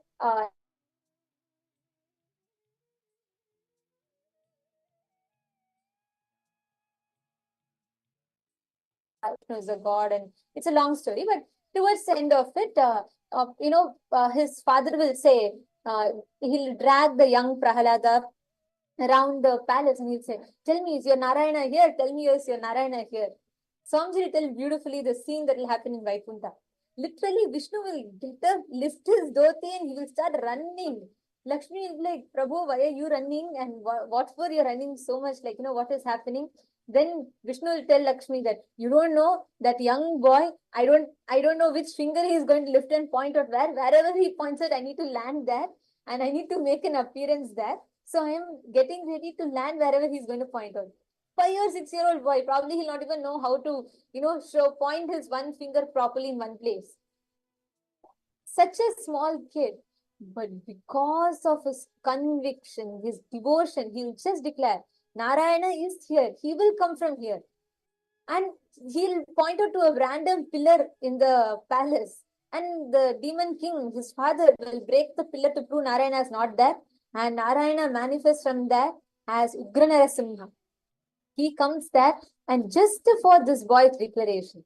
See, when you declare out of that simple integrity and simple love, you don't even need to wait for it to become an experience. You put your whole conviction on Swamiji's experience. When the moment you decide, you say arrogantly, even if it's arrogantly, just deny the existence of pain. When you deny the existence of pain and suffering, no pain, will even be able to hold, be able to involve into you. No, nothing. They're not even a reality. They're all mithya. Each one of you today during darshan, whatever pain and suffering you have, whatever you think is a pain and suffering, just deny it and tell Swamiji, this is a thing, and please you take care of it.